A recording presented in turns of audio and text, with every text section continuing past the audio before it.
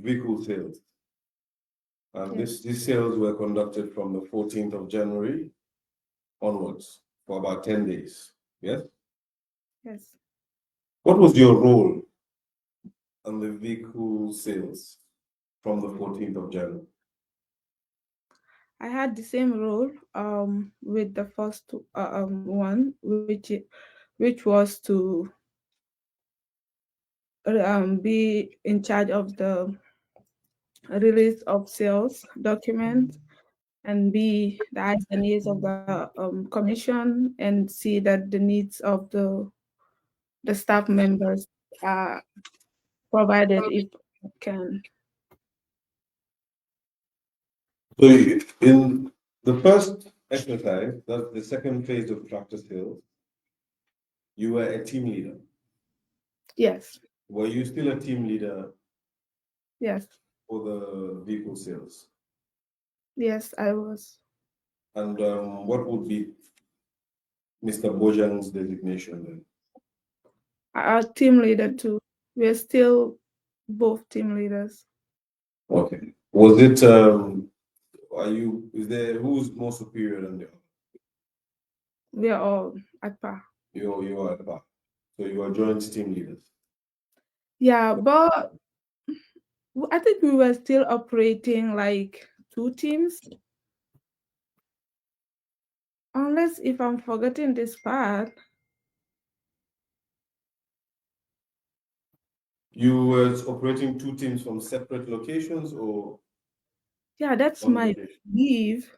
Because I don't recall me working with Job, the other auctioneer, unless if we ended with one auctioneer, then we joined. Yeah, that might be the thing. I'm sorry, but yeah, we were together. We were like at par Was there anyone on ground that was superior to you? on the ground there. Yes, or were you the most superior Commission officers from the commissions? from the commission. Well, PIU they are ranked just separate, different. Yes, I mean from the commission. Yeah. So from the commission, like the secretariat, no. So what's your answer? You were the most superior, yourself and Mr. Bojan were the most superior officers from the commission. Yes. Excluding, I don't want to say that well, because the PIU officers that are being assigned to us, they station at the commission. So I don't know their ranks. So I don't want to say I am their superior. You understand? But yeah. So I don't That's mean fine.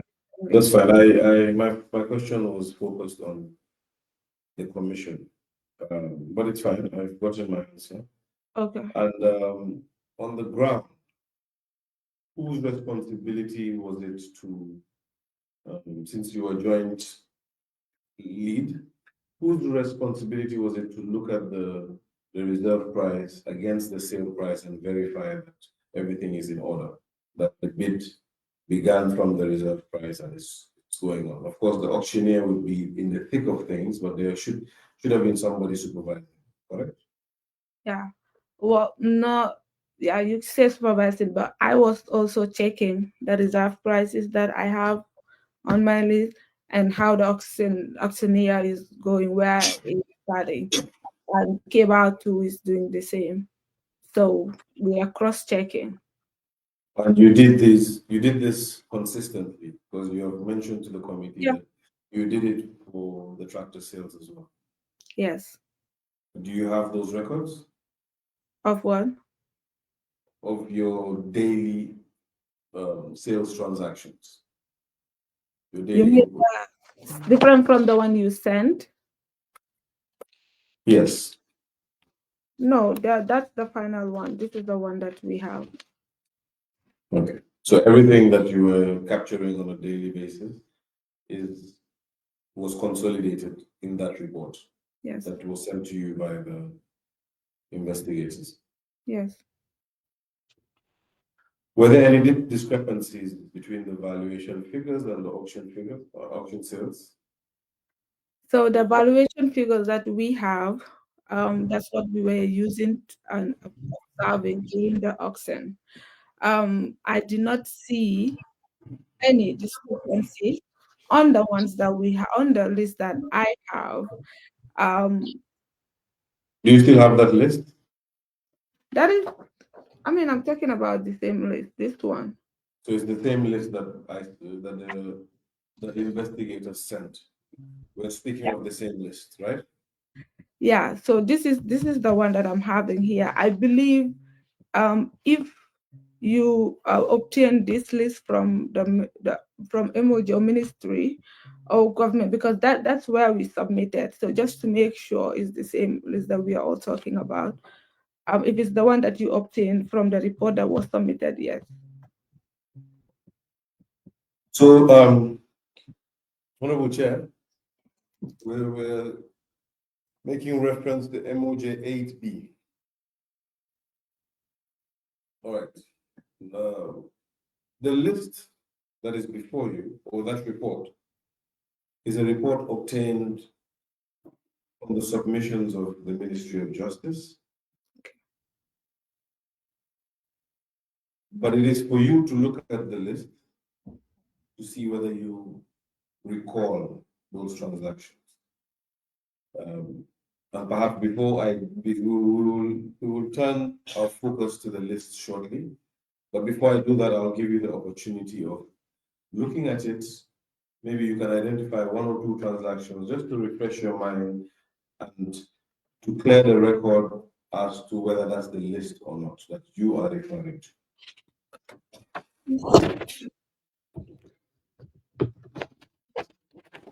Yeah, I'm seeing names that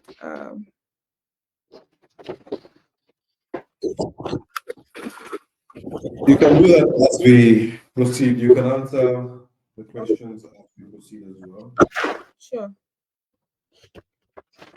Ever receive or hear allegations of money being received, but different figures being recorded? Was Yeah, that something that you heard? yeah, I had your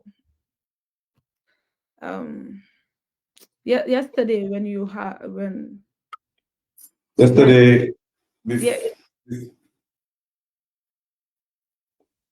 the testimony of Mr. Bojan, right? Okay. Before that, did you hear it? no. Were you the one speaking to Mr. Bojan whilst we were questioning him? No, I was walking. I listened to it. But So you're not the one giving him hints. hints. Yes. How is that possible? Through the phone, Oh text really? message, Oh no. email. Mr. Boja was focused and Possible in many ways. Sorry? no, I was saying Mr. Boja was focused answering the questions. Okay. Not really, but I did So you have not had any such allegations? before. Yes, before our session, before this Yeah, committee was established, in fact. that payment were done. Payments were made Uh-huh. and figures were inputted on receipts that were not the actual transaction figures. No, I've So, not. for example, someone could buy a van Mm-hmm. for 100,000, Mm-hmm. and instead of 100,000, the report would reflect 30,000. Was there ever such a case? No, You did not hear. not no. During the sales as well, you did not see anything abnormal. I did not see. Okay. And you had mentioned that there was no register of the buyers taken, but do you know if any of the buyers were connected to the commission staff or the commission or the government officials? Yeah, Can you expound on that a bit more? yeah. I've seen some. I know some buyers that were government staff, of course, and also that were, let's say, part of the team. So there were buyers that were part of the team. Yeah, that are government staff. Okay. And can you list some of those people that were part of the team, but were also buyers? Yeah, just a minute. I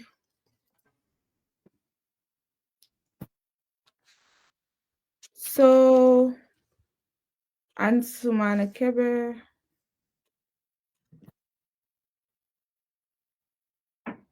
and then I'm going through some of the highlights, the ones that you've highlighted. I've highlighted my highlights. Those are my answers. Want your answers? But it helped me like because it's a long list, so it helped. So now, let me answer this question. Okay. At the time of the sale, Mhm. did you know that certain people that were part of the team were buying? Not before they not before buying, but as the auction was going and then they're bidding, because I definitely will write the release of sale for them, and then Yes. they will have to get to me. So Yes. yes, they bought as other buyers, and then they get to me, and then I write the release of sales to them. So not all of them. That's why I'm like, I don't, at the beginning, maybe the teams were doing different, it might be one team, but like different aspect. Because for the Musa job one, I I can't say much. That's why I couldn't reconcile that to whether we were together at that time. But yes, for some of them, I was in the picture after when they got to me, like when the whole process was going on, where they kind of bid because they wanted it. So they got to me, and I read, well, processed the release of this document. Take your time. Mm. Take your time and answer the questions. Um, was there a policy or some sort of practice, or were you informed of any mechanism that would be put in place to filter through such? Because you do understand that members of the team who are supposed to sell end up being buyers in themselves. It would raise some sort of flag.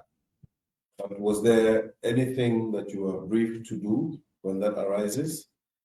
Any measures to be taken?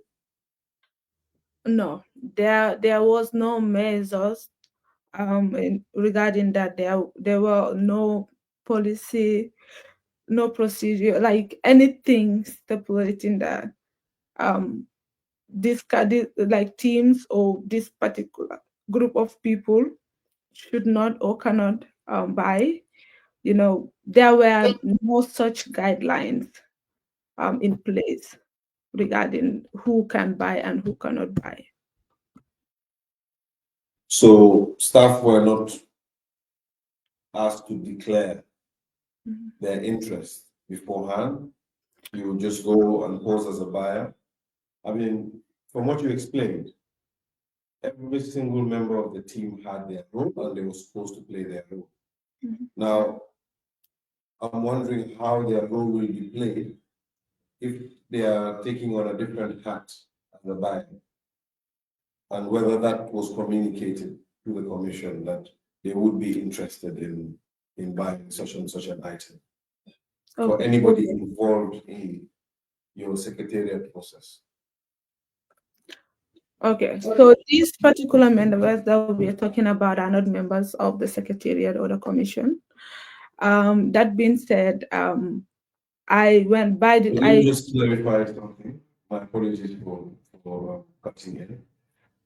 But when I say secretariat here, I don't mean the commission strictly speaking, but the team. Perhaps let me use the word team. Okay. Possible. Okay.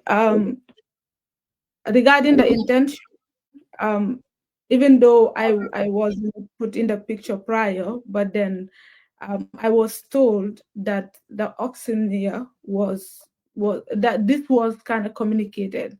Their interest was expressed, not to me directly. Um, when What was your question again before I answer the wrong question? So I wanted to know whether conflicts of interests were raised by any of the Okay. team members who were interested. No, so I remember you saying everyone has a role to play as the team, the sellers. Like that will bring the question of the conflict. To my knowledge, I don't see any conflict that occurred from these particular people because it's not they were not the one determining the prices. Two, to my knowledge, what I can recall, they followed the due process as other buyers. Three, they the ones that they won, they also followed the same process, going to the accountant to pay as others were paying. So if I should look at it in a sense like a team is selling and is buying, yeah, logically, of course, that would make sense. But like as to the fact, if they really had a conflict or if that had affected the process, I would say no, because I was watching, and then I knew that they went through the same process as the other buyers went through. So I didn't recall any conflict in there. You see, Ms. Drama, just before, during lunch, I was having a conversation about perception, and I want to bring that conversation here. See, perception is everything sometimes, and you see, when it comes to conflict of interest, it is not for you to determine. I mean, your team members, I'm sure are professionals, and within themselves, they would know that no lines were crossed. But that's not for you to read. It is for the onlooker, the third party. Now, what the third party sees is that Ansuma Nakere has bought several vehicles, as we will see, and he has bought them at exactly the reserve price. Yet one Lamin Diba, who is not part of your your team, goes and buys it for 10 times the price. You see, that in itself raises flags, and it becomes it warrants the need for a conflict of interest declaration because they are team members. So when you look at it from that perspective, conflicts could arise. Now, my question is whether it raised any such declarations. I believe your answer is no. Can Yes, I but come? you went on. Here you can. Well, Yeah. Just to also say something about my perception regarding what you just said. If you sure. want to compare that Mr. Kebes and Lamin Dibas, one, you should also try to know certain information about the two. One, if this is the same Benz they're buying. Two, if they are in the same condition when they were buying it. Three, how was the bidding? Were there other members that were bidding more high? I can have this bottle here. One team will pay $1, say the other teams will go and take it $10. It depends. It's auction. It depends on at that particular point of time who was bidding and how much. So if I'm also a third party trying to do this comparison, I would also want to know the condition or more extra information to be able to make a better judgment. And Okay. your I question. get that perspective. You were in the Ministry of Justice for a while. I'm sure you know what mutatis mutandis means.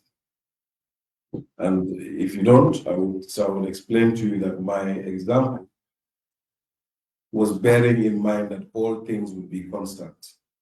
And Okay. of course, the condition would be reckoned in the price. I understand that. But my point was, Lamin Diba would buy it at above, let's say it's $1 above the reserve price.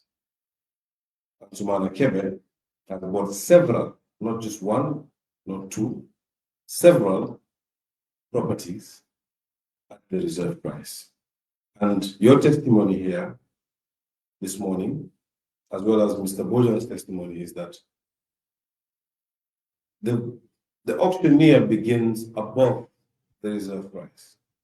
You see, that alone would scare me, because if the auctioneer begins above the reserve price, then how come there are team members who purchased at the reserve price?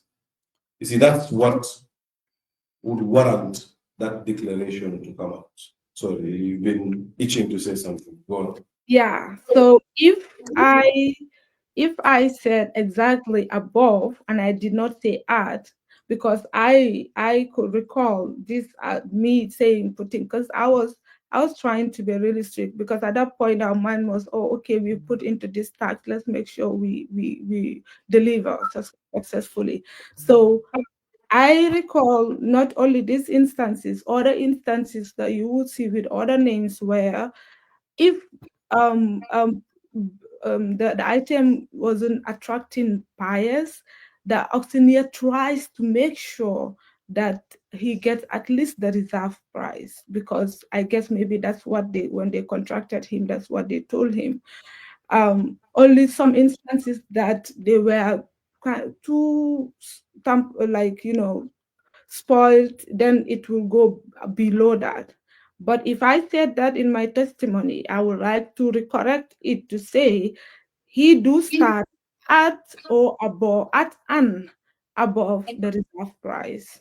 So if my previous one said just above, then I would like to correct that, because Okay. you instances where it will be at or below depending on the condition.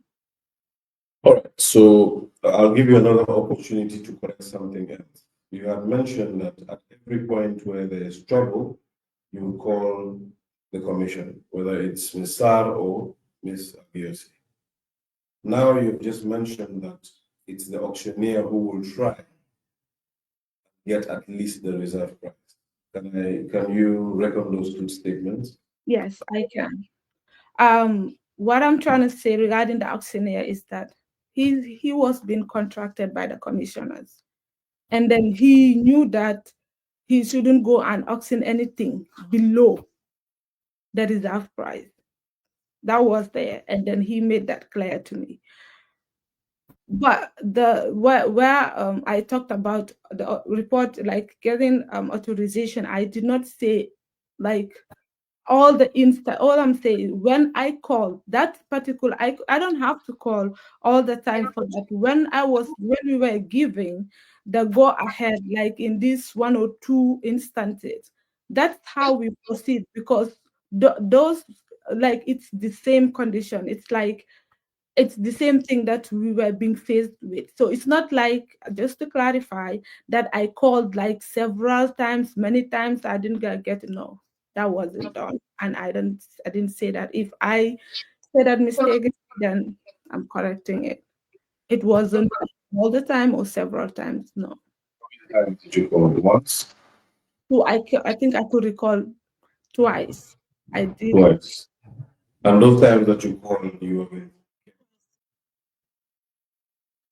the one, yeah, one time together. The other You one were with. was one team.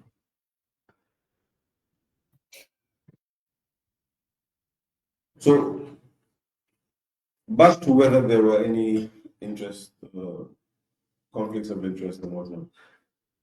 If the buyer was found to have links to a team member, Mm-hmm. what would what would be the procedure? Like sorry. A link, like for example, if Mm-hmm. Mr. Alhaji Mamadi Kurang had a brother, Mm-hmm. and his brother was called perhaps Lamin Kurang, Mm-hmm. would Lamin Kurang be allowed to buy? And how would that interest be declared? Would interest be declared at all, since team members were buying? And Was that a consideration? I definitely cannot answer that. I can say something because I don't have any policy stipulating that. Or who can buy, who cannot buy, or can an auctioneer's brother buy, or things like that. There were no guidelines as to how to proceed. That being said, I was not responsible for auctioning. I don't even know the guidelines and like how it operates. I just know that everyone should go through the same process as the auctioneers declared that his declare his rules auction rules, so that everyone goes through that, everyone bid, everyone go pay and come get this. But no, there were no guidelines as to such instances. Okay, Ms. Drammeh. So you have, there are two documents that I wish for you to submit to this committee, two that I'm particular about. But I wish to reiterate that you should submit all documents in your possession, whether they're in your possession where you are abroad, or you have documents in your possession at your abode within the jurisdiction in Gambia. If you do have documents, please facilitate their getting to the National Assembly. I can confirm, Honorable Chair, that Ms. Drammeh has facilitated for the official receipt book to be submitted. It has a lot of receipt leaflets. We would mark it as a bundle, and the bundle will be FD5. Of course, each component of the bundle will have a different ID, but we'll have to do that later. It will be quite tedious to do it right now. And perhaps, okay, I'm getting advice that we can adopt the receipt numbers.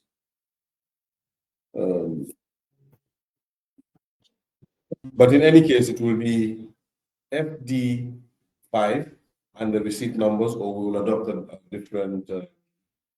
different catalog.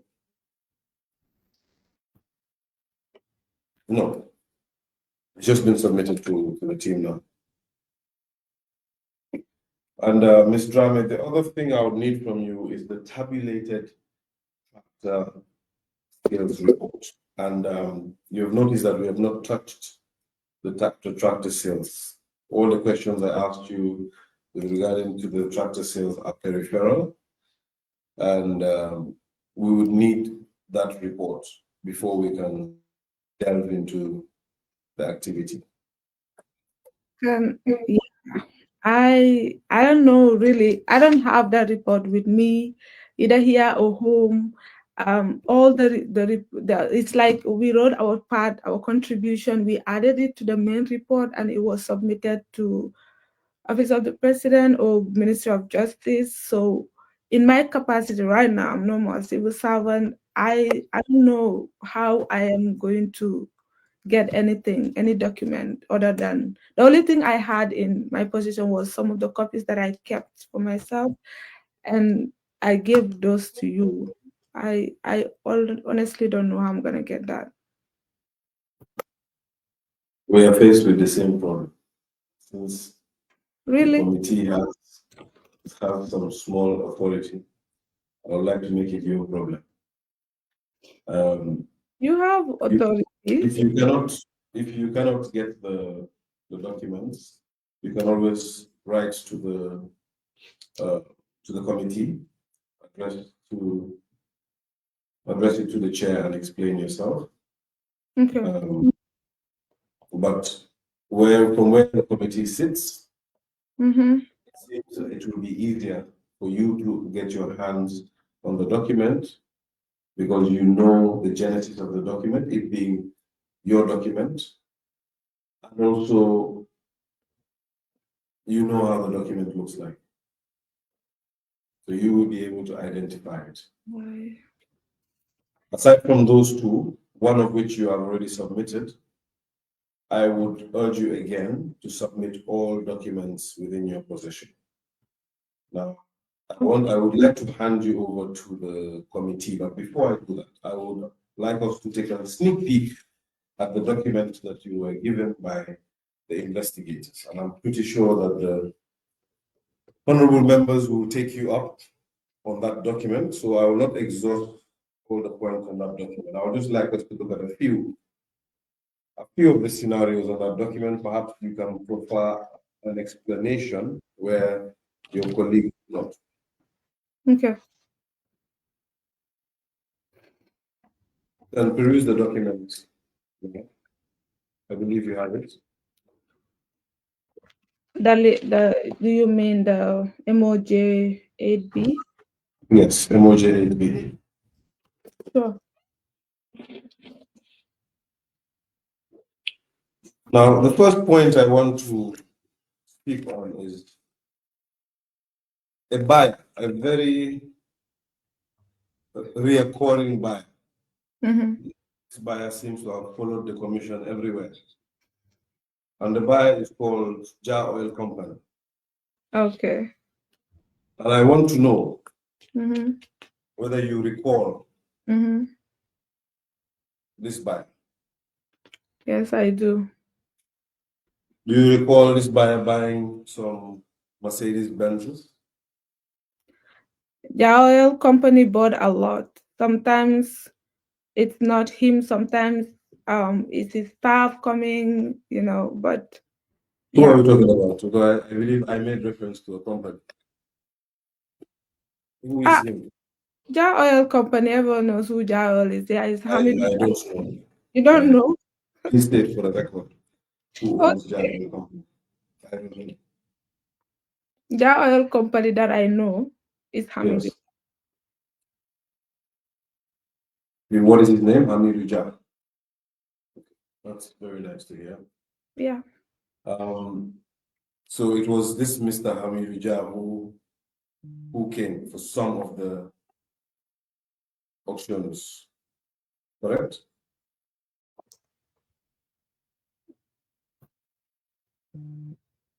Correct?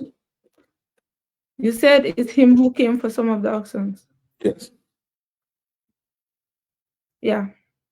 But mostly And, the company, the staff. and this Mr. Hamidu Jar is staff of the company, right? I believe so. Because they are Okay. all from Jar Oil. Sorry? I said because they are all from Jar Oil. They always identify themselves as Jar Oil. Do you remember any of them buying Mercedes Benz? If it's here, then I don't remember like who bought what, who bought this. But yes, Benz as in Benz small car. Whether it's a Benz big car or small car, but yes, Well, both. yeah, they bought stuff unless you refer me to the page. I'll refer you to the 20th, the last few items on the 20th.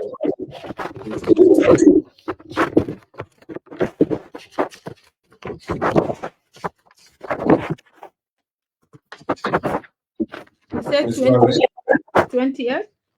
if you could, when you flip through the papers, it disrupts the feed and it sends a very unpleasant noise this way.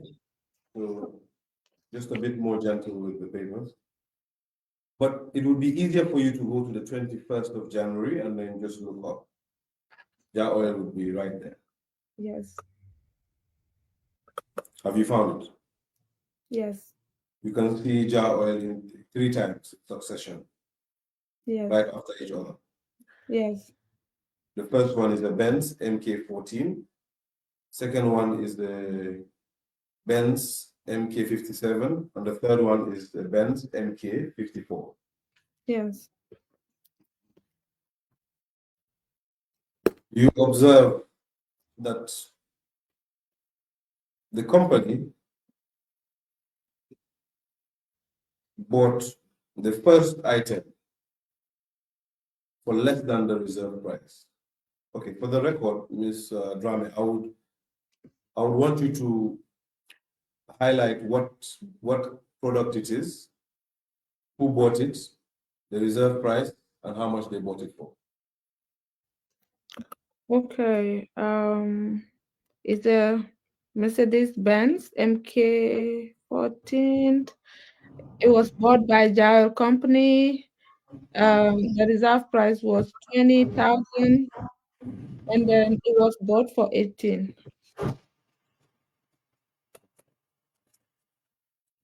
It was bought for below the reserve price. Yes. Do you recall why? I don't recall why, but I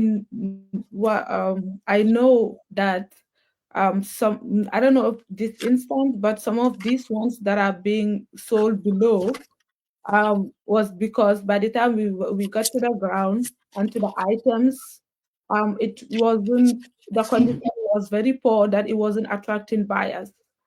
So one thing I remember that Oxina was doing, anything below, if he was to sell anything below the reserve price, it he would try not to go, not like half, like too low, and then um because like I said, the commission was rounding up also.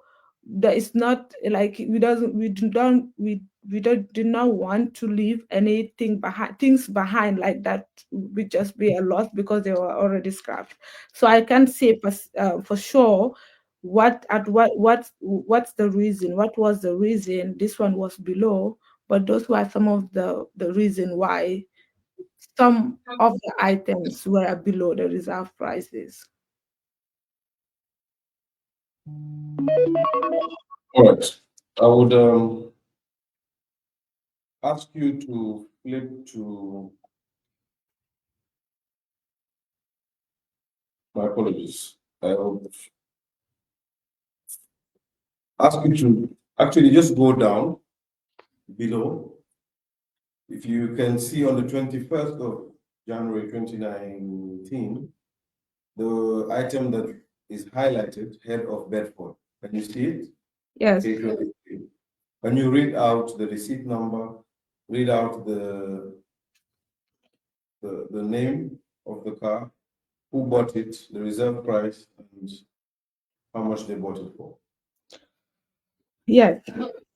Receipt number is 3579678 and is head of a Bedford K2023. It was bought by Farmer Sediba. The reserve price is 5,000 and was sold at 3,000. Did you ensure, did the auctioneer have a copy of the auction report? Sorry, the valuation report. Yes. The same as we did. And was the auctioneer consistently checking this report? Yes, he had the report, and when he called the name, like the item name or number when they are on it, he will be checking the reserve prices, and while the auction is on.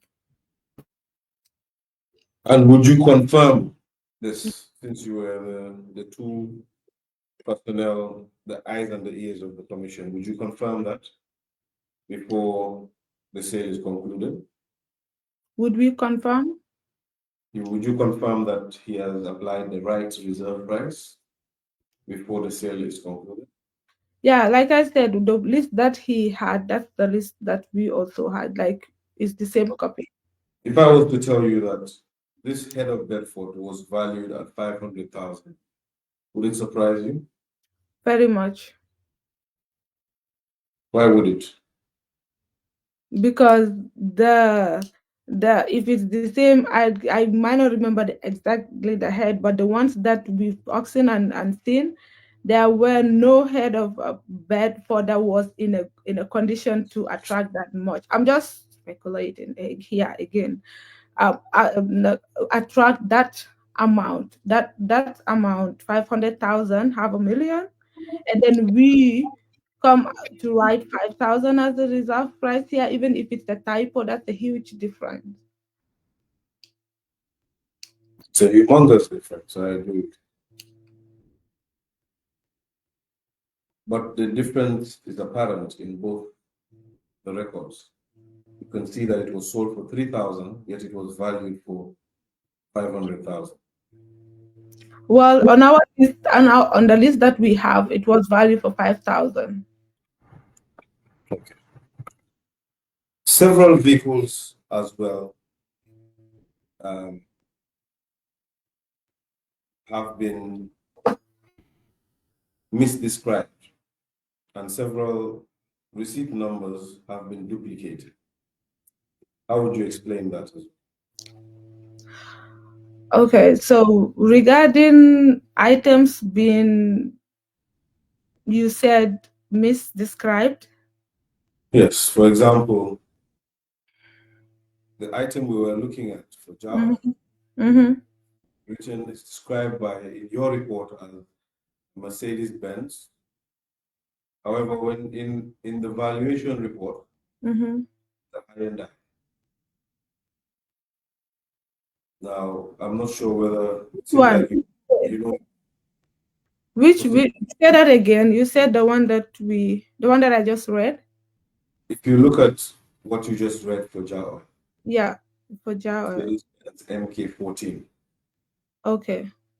If you observe that you've described it as a Mercedes-Benz, Mm-hmm. Oil bought it, Mm-hmm. and it was sold for 18,000, yet it was reserved for 2,000 more. If you cross-reference that to the valuation report, Mm-hmm. you'll see that it is in fact Mm-hmm. a Hyundai vehicle. Okay. It's a Hyundai Terracan. So it's the description that is wrong. Yes, and that is for several of, I'm sure the members Okay. will like So different. what I would say regarding that, to just check, as you have those receipts and you have the receipt, to make sure that what we have is what on the list, that's what we that's the receipt, and that's Be rest assured that that will be done. yeah, what However, I'm trying to get I'm at. offering you the opportunity to proceed. What I'm trying to get at is that to make sure that the description is the same. Like if we put here M-Benz, Mercedes-Benz, to make sure that that's what they got. So that's what we know, that the mistake is just the way we typed it here. I'm just trying to construct a statement to kind of explain if the mistake. I understand. So what you're saying is that since the buyers would begin with the accountants, they would write a receipt, and that receipt will be shown to you, and you would input it in this in your save form. Now, if Yeah. the receipt has captured it erroneously, you would also duplicate that. That's what you're saying. Since it's from the accountants, the description is what you will take. The description that is on the receipt. Is that what you're saying? No, well, no, that's not what I said exactly. What I want to understand here, I want to understand if the error that we made is just this, like the name of the vehicle itself, and not. I saw that it's a little bit, it's below the reserve price. That one we established that, but then how the error came about, because I don't think we went one by one to type all these things, but I know, I agree, and I accept that too. We are human. We are not perfect. I'm not saying that we cannot, I don't, or we don't make the mistake or the error. I will definitely take responsibility if it's a typo, it's an error that we make. But I want to understand how this was, how the error came about, to cross check with that particular receipt, the name and the price there. So to establish that it is the typo from our end. And another thing is, I don't know which valuation report. I'm not, denying it or excluding it, but I really want to make sure that the valuation report that you are using to cross-check this one is the final valuation that was submitted to the commission, that guided us through these sales, to make sure that we're all on the same picture. I'm just trying to put that out there. That's fine. The valuation report is the valuation report that you had highlighted as being from one Mr. Mambure. You couldn't remember his first name. I offered his first name as Momodu Kunta. But it should be the same valuation report, but it will be shown to you and you can confirm. Yesterday, Mr. Bojang laid his trust in me. I don't know whether you also lay your trust in me. Yeah, I do. Yeah. Good. That's good to hear. Now, we can proceed. I want you to look at the last item from the 21st of January 2019. It's our good friend, Jar and Company. Okay. Now, can you read that out?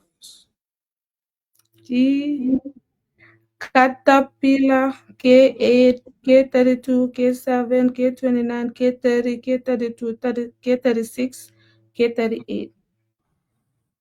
Do you know what the K stand for? The K30, this K8, K32. You know what it stands for? But I saw that K32 has been repeated twice. No, I don't know what K stands for. So the K, anytime you see any of the descriptions, you'll see a number or a serial attached to it. The first item on that page M. K. is M/L200 and it's MK29. That MK29 is a code. When you reference that code, when you counter reference it to the valuation report, it tells you the vehicle, the valuation, the condition, and whatnot. Right? So that's the code the valuer put in place. You understand? Yes. Now, you would notice that all other buys, there is one code. For the Jar Oil Company, it seems like they had bought a lot and you were tired of them buying a lot. So you decided to catalog them in one row to have 1, 2, 3, 4, 5, 6, 7, 8 vehicles. Those 8 vehicles, you have only given us a reserve price of $29,550. We are not sure whether that $29,050 is the reserve price for K8 or it's the reserve price for K32. Now, K8 is a Caterpillar front-end loader. K32 is a Great Wall, in brackets Chinese, landmark. K37 is a Bedford head only, right? K39, 29 rather. K29 is a Mitsubishi double cabin. I can keep going, but you get the point. Yeah, keep going. I would like to hear the rest of the case, what they are. 29 is, as I just mentioned, a Mitsubishi double cabin, L200. You see, in the olden days, they used to call pickups double cabin, if I'm not mistaken. So it's the old people's lingo. But K30 is a Mercedes-Benz G-Wagon, right? A Mercedes-Benz G-Wagon. That is K30, K36.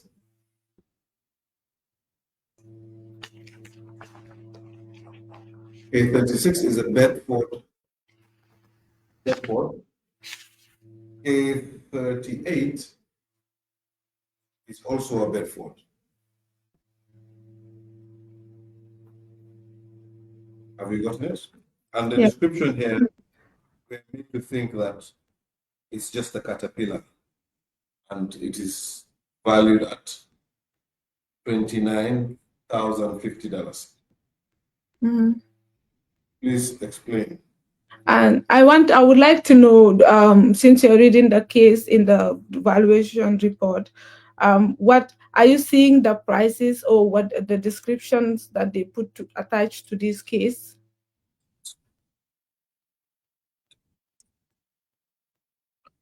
Yes, of course. I am seeing. What would you like before you my question? Yeah, I want to know Answer- before I respond. Huh? You have answered my question with another question. You Oh, want to tell sorry me about that. I just wanted to get more information before I answer. what information do you need? Like just briefly, are you saying why we put them together, or are you saying that they are not the same marks, or is there any differences in the price, the description? What? In fact, I'm asking all those questions. I'm asking why you put them together because they are all different vehicles. Each of these, there's one, two, three, four, five, six, seven, eight. 8 vehicles have been lumped and described as a caterpillar, and they have been given one reserve price and one purchase price. So I'm asking all the 3 questions you've asked. I'm asking why you lumped them because they're different vehicles and why the price is also lumped. Okay. Here 32 is being repeated twice, so I guess that's that's a repetition. Um, I had 32 twice on this list. We can scratch one of it if it's a repetition. And what I can answer, since I don't know most of these car brands or whatever, what I can answer is I remember this Caterpillar. Um, if it's the same thing we were talking about, I don't know if it was in Canela, I don't know. But then when these particular ones, I think I remember it was either a head only or something. It's like parts, and from the same company, and they were like, I think we were considering it being part of the same family, and then since they were the highest bidder for all of them, because people were bidding, but they were bidding higher, and then they bought all, just we put it together to have it as one receipt, and then put the price that they bought it for here. That's the only logic explanation I can give. So you lumped them up because they were of the same family, basically. Yeah, But unless I if I don't I don't understand what the different parts. I am not a mechanic, Mm-hmm. but I can tell you for sure that I am a young man who has dreamed about certain cars. And I can tell you for sure that a Caterpillar and a Mitsubishi and a G-Wagon are from separate families. In fact, they are not made in the same part of the world. So I You don't know how you would group these 3 vehicles together. so you have privy to the report and knowing the detail, the name, and so I wasn't. So I'm sorry. I know I'm not dodging away my responsibility. Okay, so let's look at that statement. You weren't. You weren't at that time or now? What are you talking about? You're not privy to the report right now in this session or at the time of the auction? Even at like the ones that you're reading from and describing that, no, we But that you mentioned, Ms. Drammeh, that you see, this was my last question, but you brought me back. oh yeah, it's good. This you were the one that mentioned that one Mhm. Mr. Mambure did the valuation. And I'm Yeah. reading from Mr. Mambure's valuation, which you had. So is what you're reading, what you are reading, is it like in the table like this? Because I want to make sure that I Of don't. course, it's tabulated. It is tabulated. Well, I did not see the one that we have. I didn't see any of the descriptions in there like that. Unless So if how my would you memory know? can How serve would me you then well. describe it in your report as scrap? If It's Yeah. So now that I'm thinking, is there an attachment to Mambure's this report? Is there anything additional to this report? I know that the one that I saw, the one that we're going by, is of course Mambure's own. But unless maybe I forget Okay, let's do this.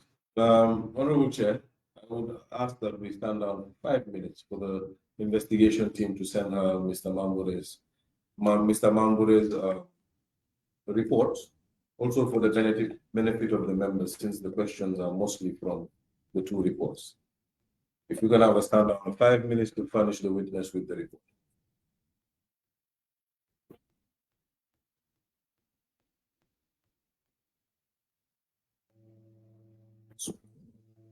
So did you hear that? Yeah, they are sending me. Yes. No, they will send it to you. So we'll stand down for 5 minutes. I will spare you of seeing my very, very unpleasant face for now. So I will stand up for 5 minutes. I suggest that you also do the same. Although I'm not saying that your face is unpleasant. I didn't say that to you too. Thank you. All right.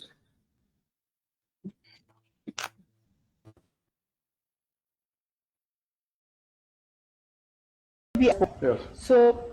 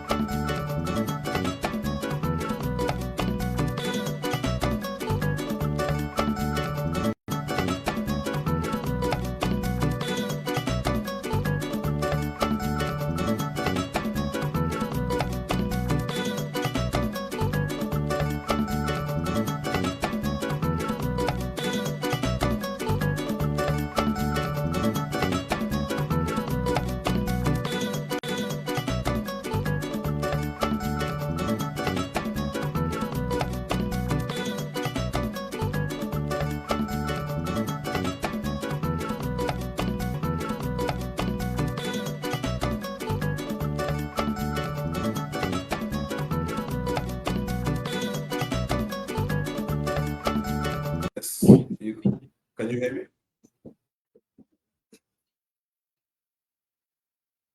Can you hear me now? No. Can you hear me? Yes, I can hear you.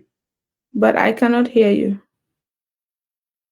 The Oh, technical team wait a minute.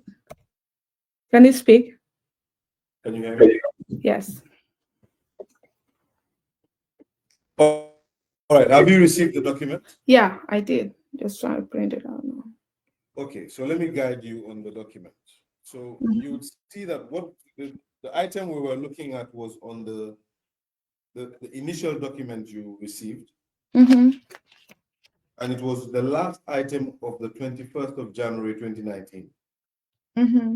The description, the receipt number is 3579 Mm-hmm. 690. Mm-hmm. The description is Caterpillar, Mm-hmm. and 8 references have been mentioned here. Of course, you have highlighted that one of the references is duplicated, Mm-hmm. which is K32. It was bought by Ja Oil Company Mm-hmm. for $29,050, Mm-hmm. and the price was $278,000. Mm-hmm. Now, the references are 7 vehicles. They reference 7 other vehicles. Mm-hmm. Now, I want us to look at the 7 vehicles together. Yes. Can you open the first page of the report? What do you see on the first page Of this list. that you were just sent moments ago? Okay, first page. Evaluation report of ex-president. So turn on to where you see summary of vehicles.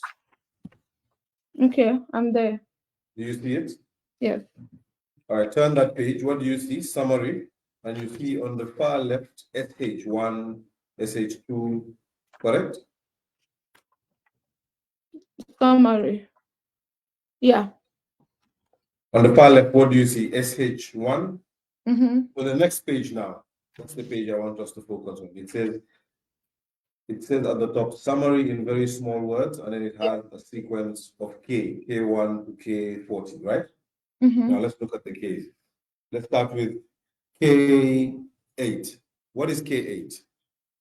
According to that valuation. But before we go through this exercise, in fact, can you verify whether that's the report you were given? Was that the report that you were looking at on the ground? Yeah, I remember. Yeah, remember this report. The report. Okay. So let's go to K8. What is K8? Caterpillar front end loader. Correct. But I'm not sure whether you know much about vehicles, but since you were in this exercise, you could remember some of the names. But a caterpillar, to my mind, a tractor comes to play, or some sort of construction machinery, right? Yeah, So the let's end loader. sorry. Yeah, I'm saying front end loader. Some are just head only, like some are just parts. So I'm just saying the description here says front end loader. All right, this caterpillar part was valued at 20,000, right? Yeah.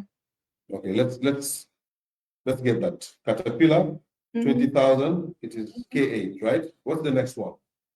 K32. What is K32?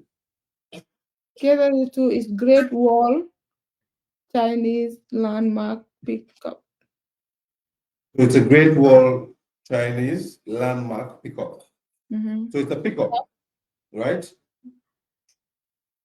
Yeah, it's a Hello? scrap pickup. Yeah. It's a scrap pickup valued at $1,000. The scrap pickup is not in the same family as the caterpillar. I think we can agree, even though both of us are not mechanics, we can agree that we know that these two are not in the same family, correct? All right. The next one is K37. Look at K37. 37 is Bedford head only. Bedford head only. And how much? How much was that? Is it not 350? 350. That's right. All right. Let's go to the next one. K29. K29, 1, 2, 3, 4. 500, right? Sorry? 500. Yes, but what is it? Oh, it's Mitsubishi double cabin L2. L200. So it's a pickup.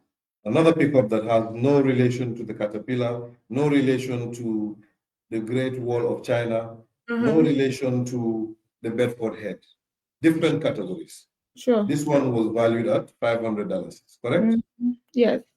Now to the Holy Grail. This one is the one that I like the most. It's Which one? K30. What is it? K30. Yes. 1, 2, 3.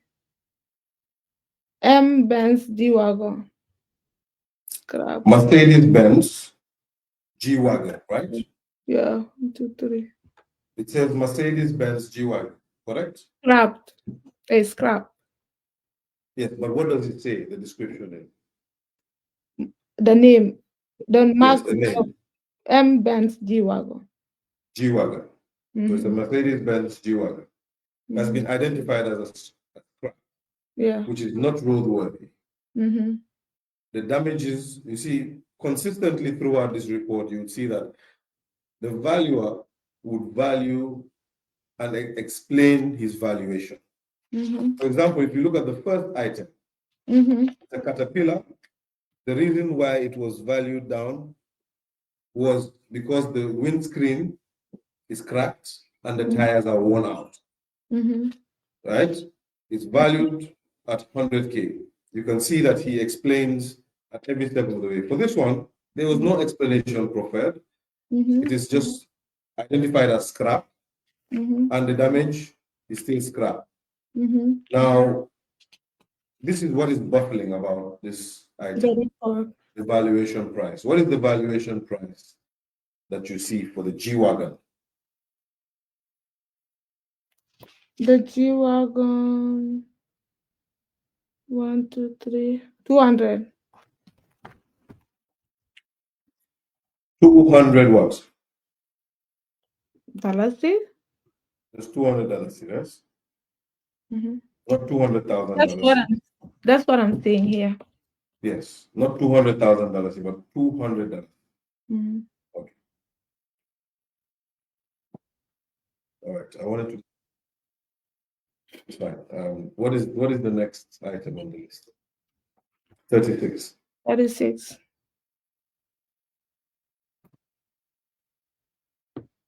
It's a Bedford, right?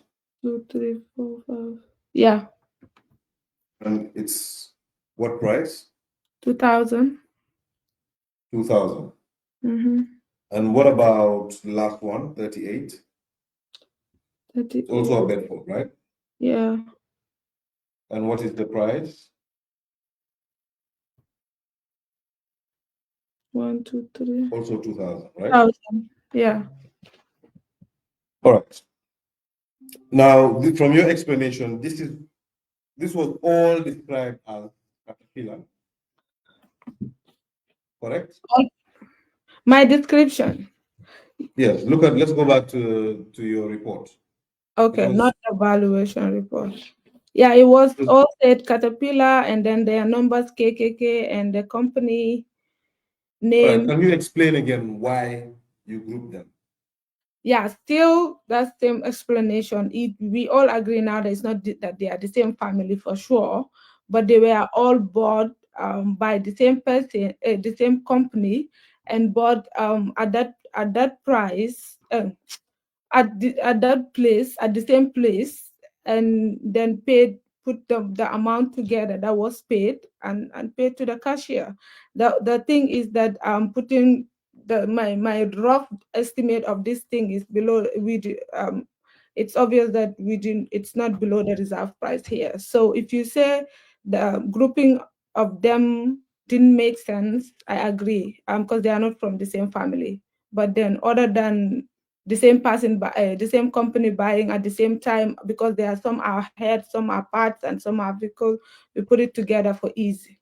That's the only explanation to make the process. And who took this decision? Because you do understand that it defeats accountability if you're grouping such items together. How? Sorry? What do you mean it defeats accountability? So what if, you see, all of these were properties alleged to be properties of um, the former president or his close associates, right? And you're aware that after a commission of inquiry, Mm-hmm. the report is delayed. But Mm-hmm. you're also aware that a white paper will follow the report. Now, you're also aware that persons who are implicated can apply to the Court of Appeal to clear their name, right? What if the owner of the G Wagon that you valued at $200, I didn't once, correct, I didn't value. when I say you, I mean the commission. So it's a collective thing. I No, don't mean Ms. Drammeh. please, please, just for the sake of it, just say Okay, that's value fine. The number. commission, that's fine.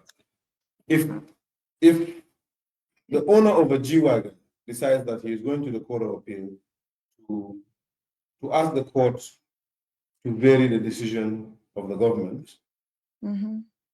and to clear his name and to regain his assets, Mm-hmm.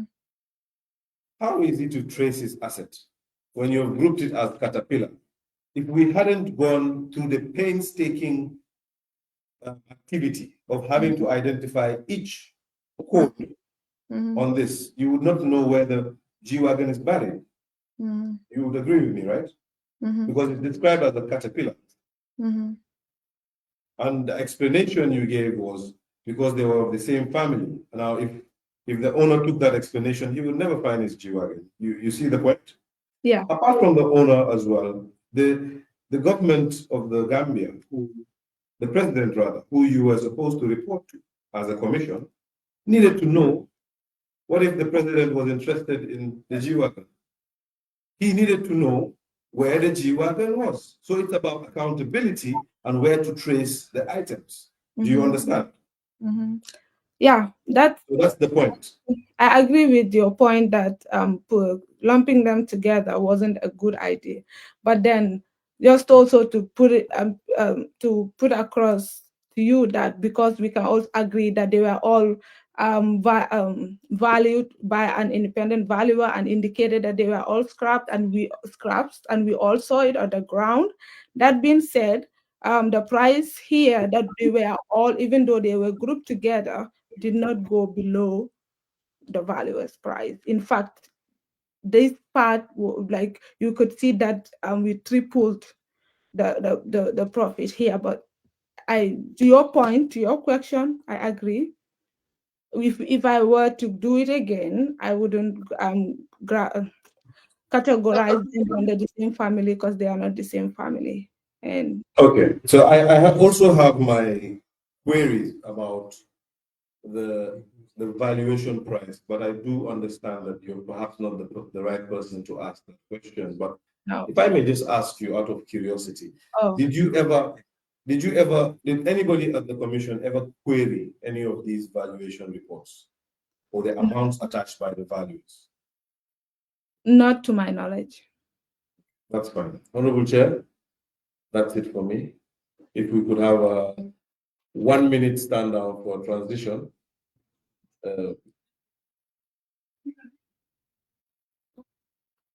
Yeah, but I would advise that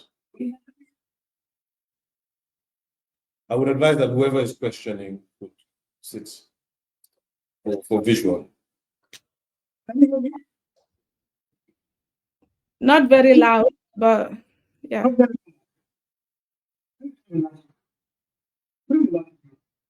You're breaking in and out. Chair, I believe if I could advise them to be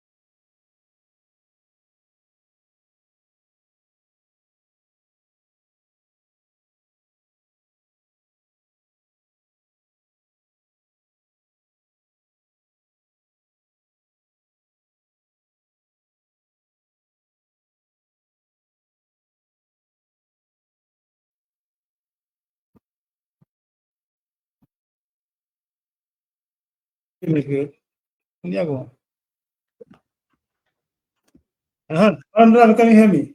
Yes, I can hear you, Chair, Mr. Thank you so very much for being with us. Quickly, I have a few questions for you. I'm sure my colleagues also will have questions for you if I am done. When I was looking at the report, of course, your statement as well, you've mentioned, in a statement, you've mentioned that some of the, let me not, I know we haven't dealt with the tractors most, but I'm sure the statement contains some of this information, the tractors and the vehicles together, because that was exactly what you put in on the statement. Now, if you say some of these things were categorized as scraps, what exactly do you mean? What is scrap? Okay. Thank you, Mr. Honorable Chair. Scrap means, okay, I see the name from the valuation report, but then when I went on the ground, I also saw them. It means they are not roadworthy. Um, they're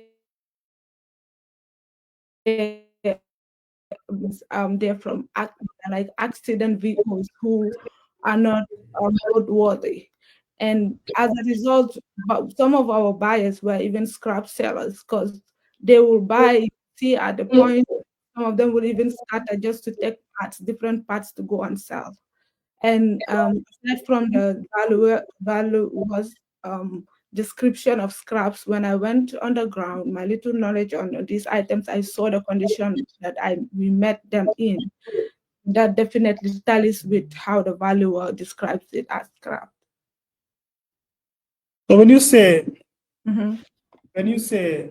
there is no policy for buyers, let's say how the auction will go, don't you think that's a convenient statement to justify the errors that you have done in the sales report?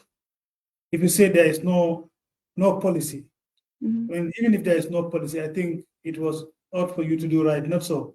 Yes. Even on the sales report, perhaps to sell the cars a little bit above the valuation price.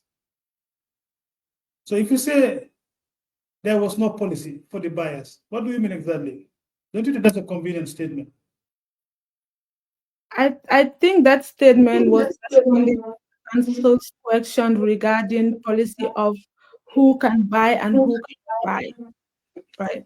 But when it comes to prices, if you go through the list, not even the few that the council picked to say it's reserved, there are many orders that were sold way above double, triple, triple the price that was stipulated by the valuer, the reserve price.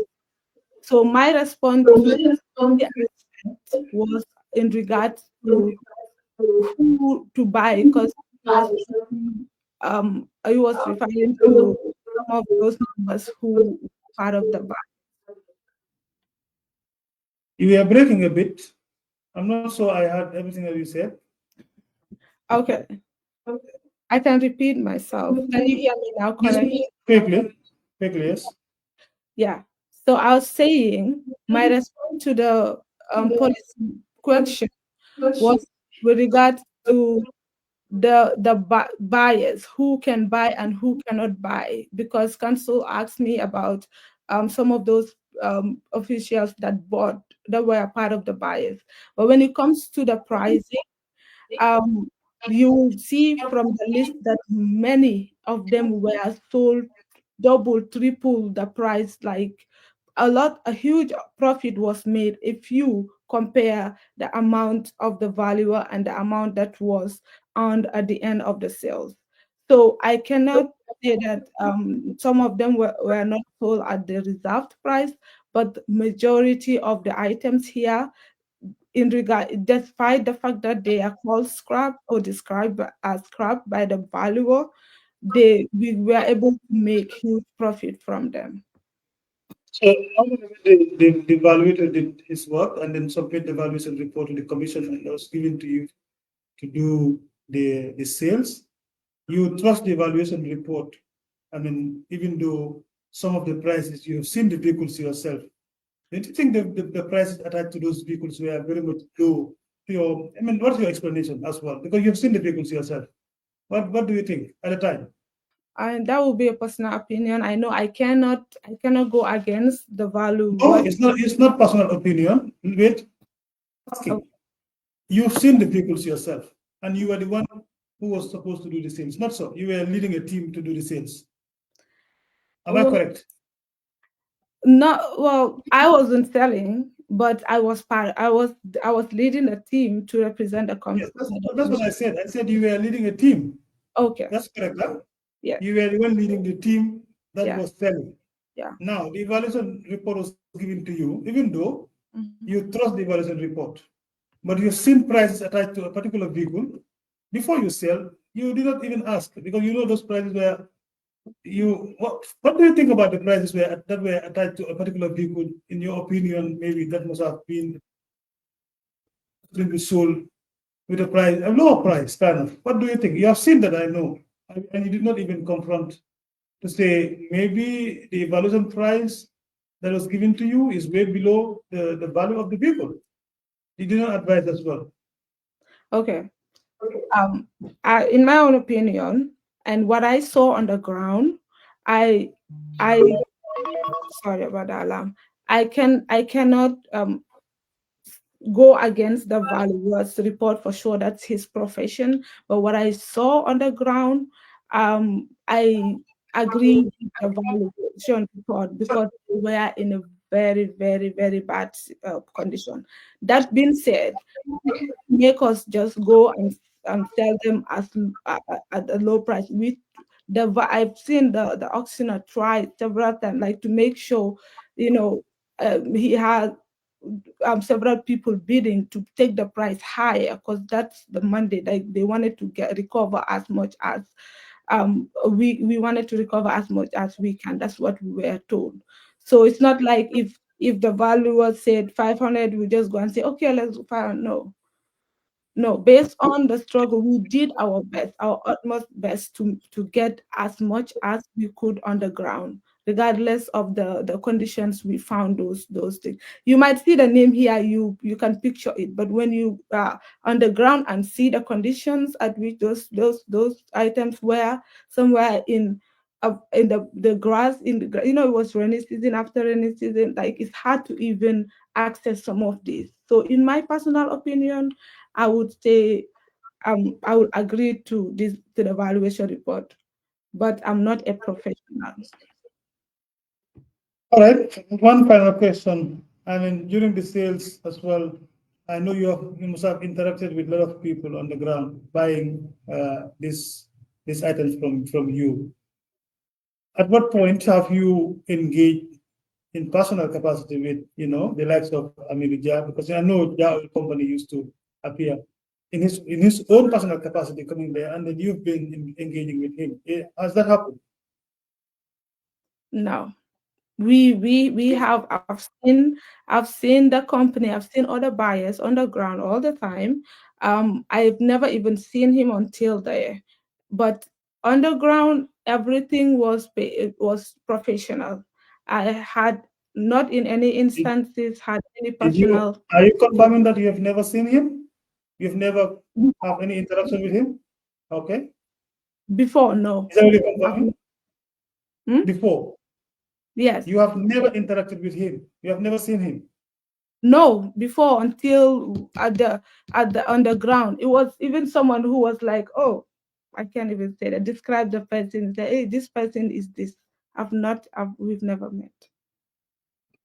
All right, that's fine. That's okay. That's okay. So I'll allow my colleagues to also ask perhaps specific questions on the vehicles. Maybe you'll be in position to respond to those things. Okay. All right. Yes. Thank you. Come on, go.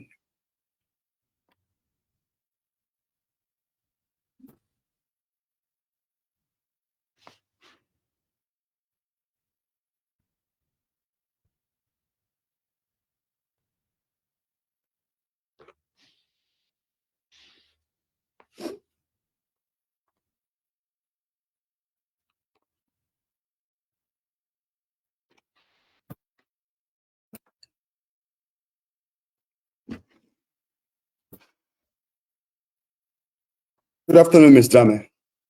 Good afternoon. Can you hear me? Yes. I think we'll make our departure from a very convenient point. Okay. The chairman was just asking you with regards to Jao, and you said you didn't know him before. But Before I just want to ask, after receiving your summons from the committee, were you at any point in contact with him? When I received the summons to someone to appear. Yes. No, I know that he contacted my sister who worked for him like last year or so, because he was looking for copies of receipt, and he remembered that I worked at the commission, and then remembered that I have my sister my sister is there that he worked with, to ask if she can help with some copies of the report, because he could not find his own. So my sister searched. I told him I would search. I have some documents from my sister's documents home. So that's how my sister checked and found some of his copies, and then just gave him. So then my sister told me that, oh, I've given this one some copies of his receipts, because he said he couldn't find his own copy.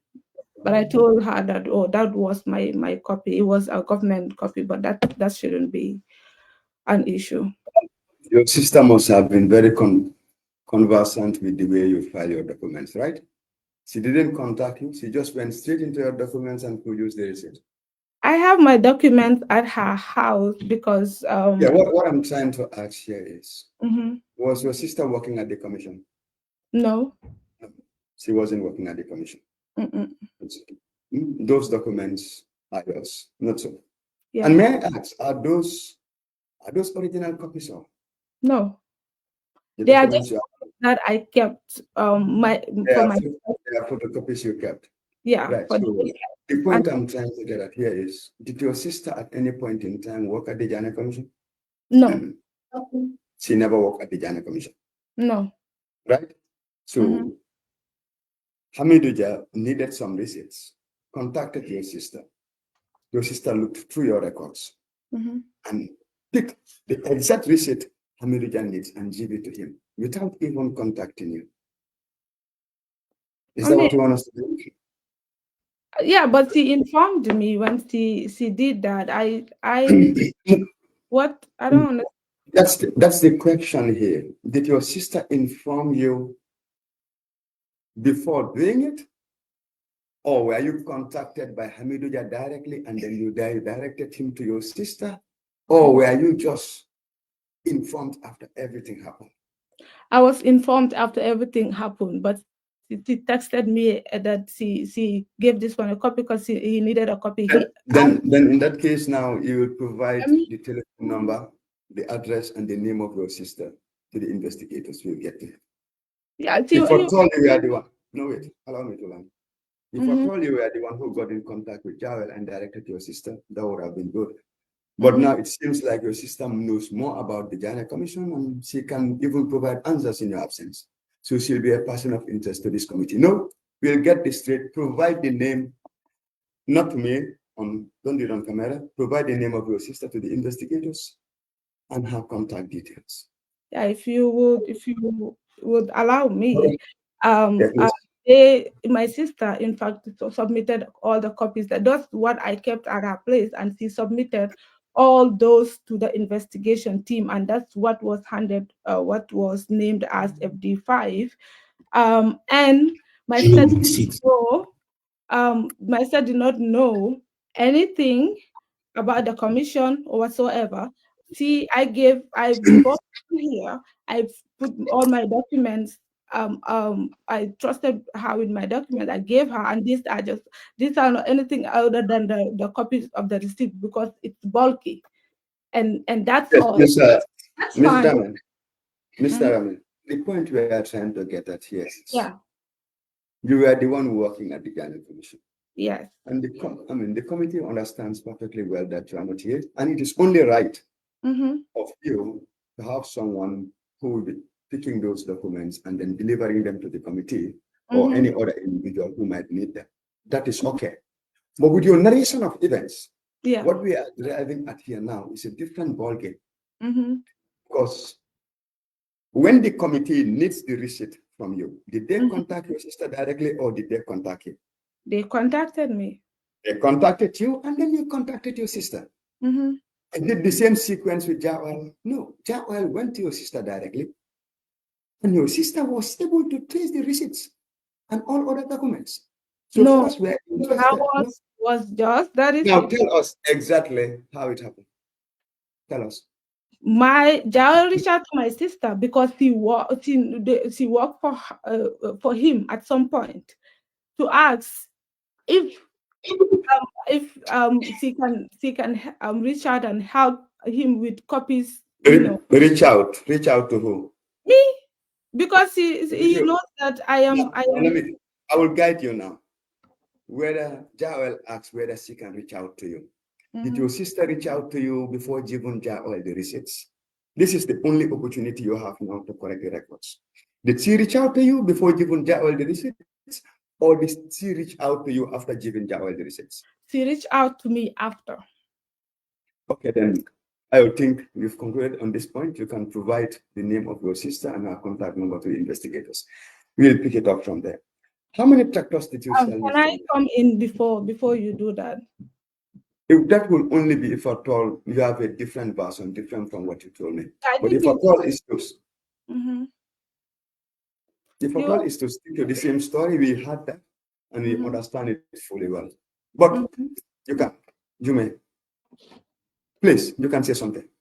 Yeah, what I want to make clear is that Jael reached out to my sister to establish contact with me.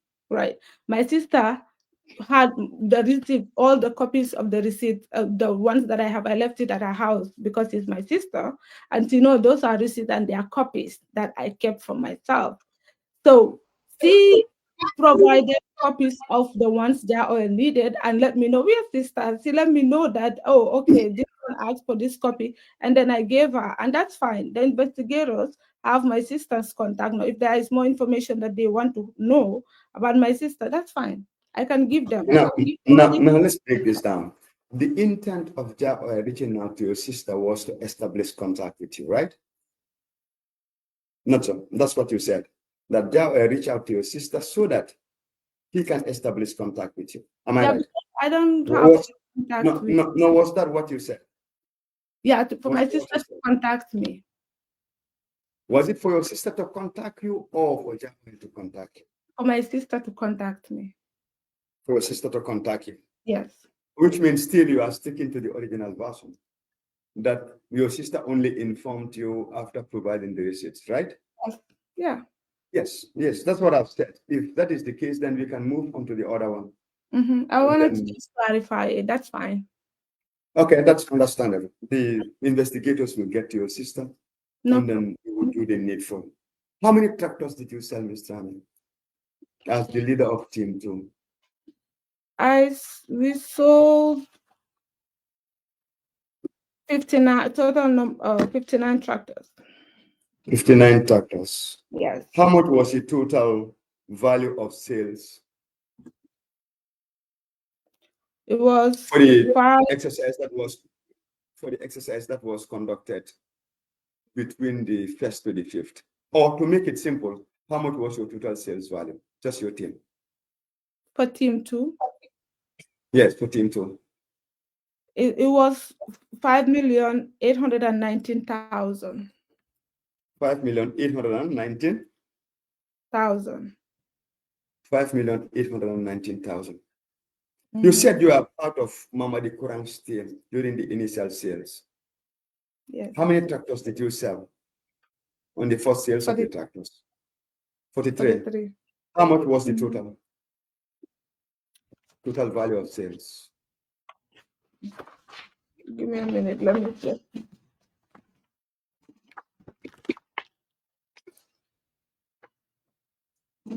Then, am I saying that right?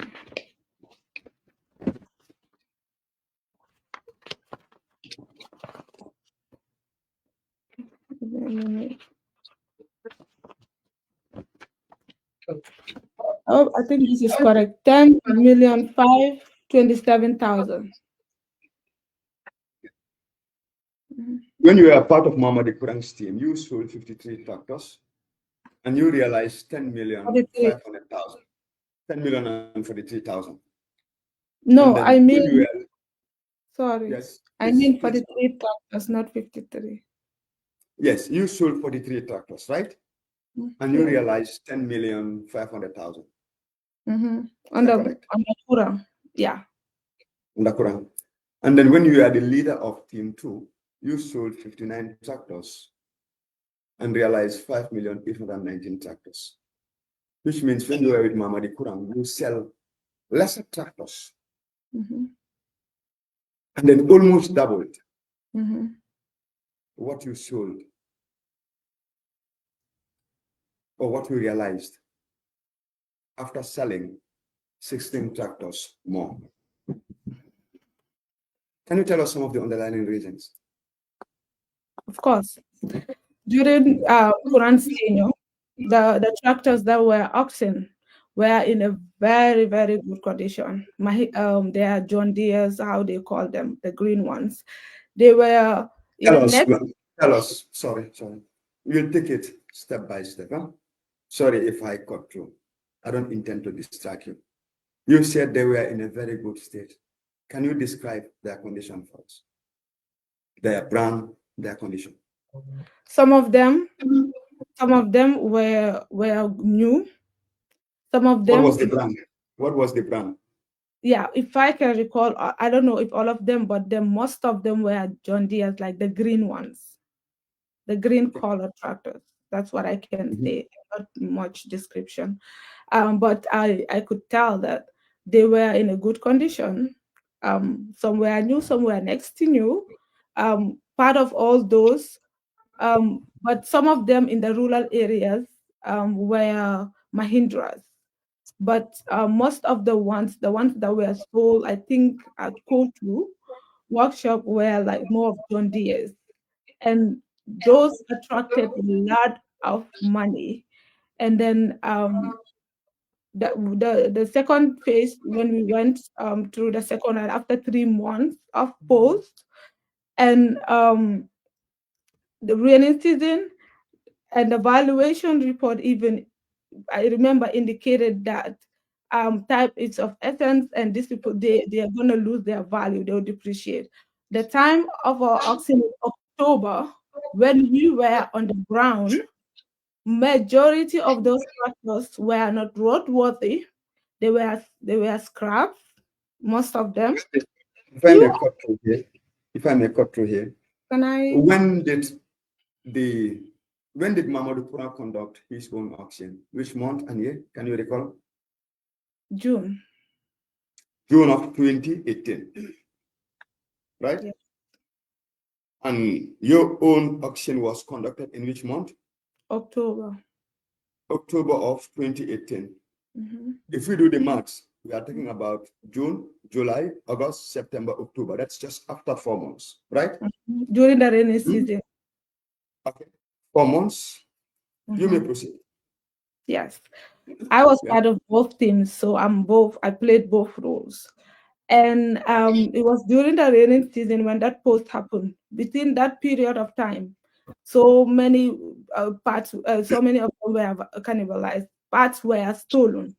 They were in that open area that, in the rainy season, in the grass. So by the time we got to the auction site, those particular ones, removing the ones that were in better condition for the state, the ones that were left were not in good conditions. And that being said, does not mean that we saw it was sold below the reserve prices. No.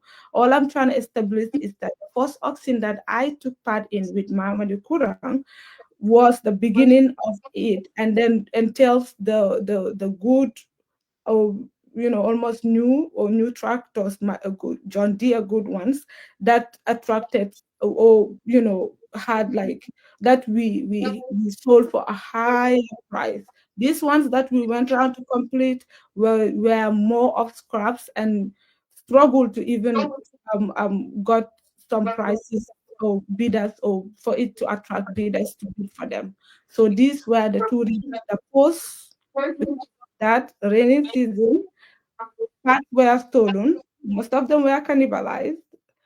That and then they were not in as good condition as the first ones that we auctioned.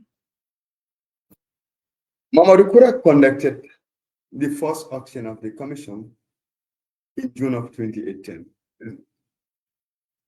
And would it be fair to say that as at that time, all of these tractors were almost in fairly the same condition? I can't say too much because I didn't see them prior to going there. The main reason I'm saying that in your own report you indicated that that is on the last page, the third to last paragraph. If you look at the last sentence there, you said it is important to note that many of the tractors have been with. Are you there? The last page. Okay. Third to last paragraph and the last sentence. Which one? Is it the 11010? Oh, the comprehensive one. Hold on a minute.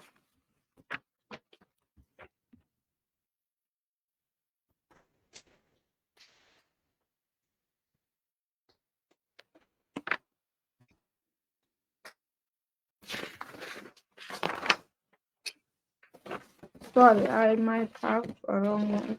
It's your statement, the one you signed. Oh, the statement. Yes. Okay. Do you have it? Yeah. The last page of your statement. Yeah. Are you there? Third to last paragraph. Let me just say the third paragraph. And then the last sentence. Huh? Yes. Where it states, it is important to note that many of the tractors had been tampered with prior to the commencement of the sale. Several were missing parts or had been stripped. How did you know that? Prior to How did you know? How did you know that the tractors were tampered? How did you know that there were several missing parts and some parts were stripped off? Because not only did that we had rumors about people stealing or tampering with stuff, but my writing of this one is based on the fact that when we went on the ground, we found some of them not like how the valuer valued it or how it was supposed to be, and the ones in charge of those areas that we had this instances told us that some of those parts were stolen. And then it's clear to see, even during auction, the bidders will be like, oh, no, this did not have this one, this is missing, and that is missing.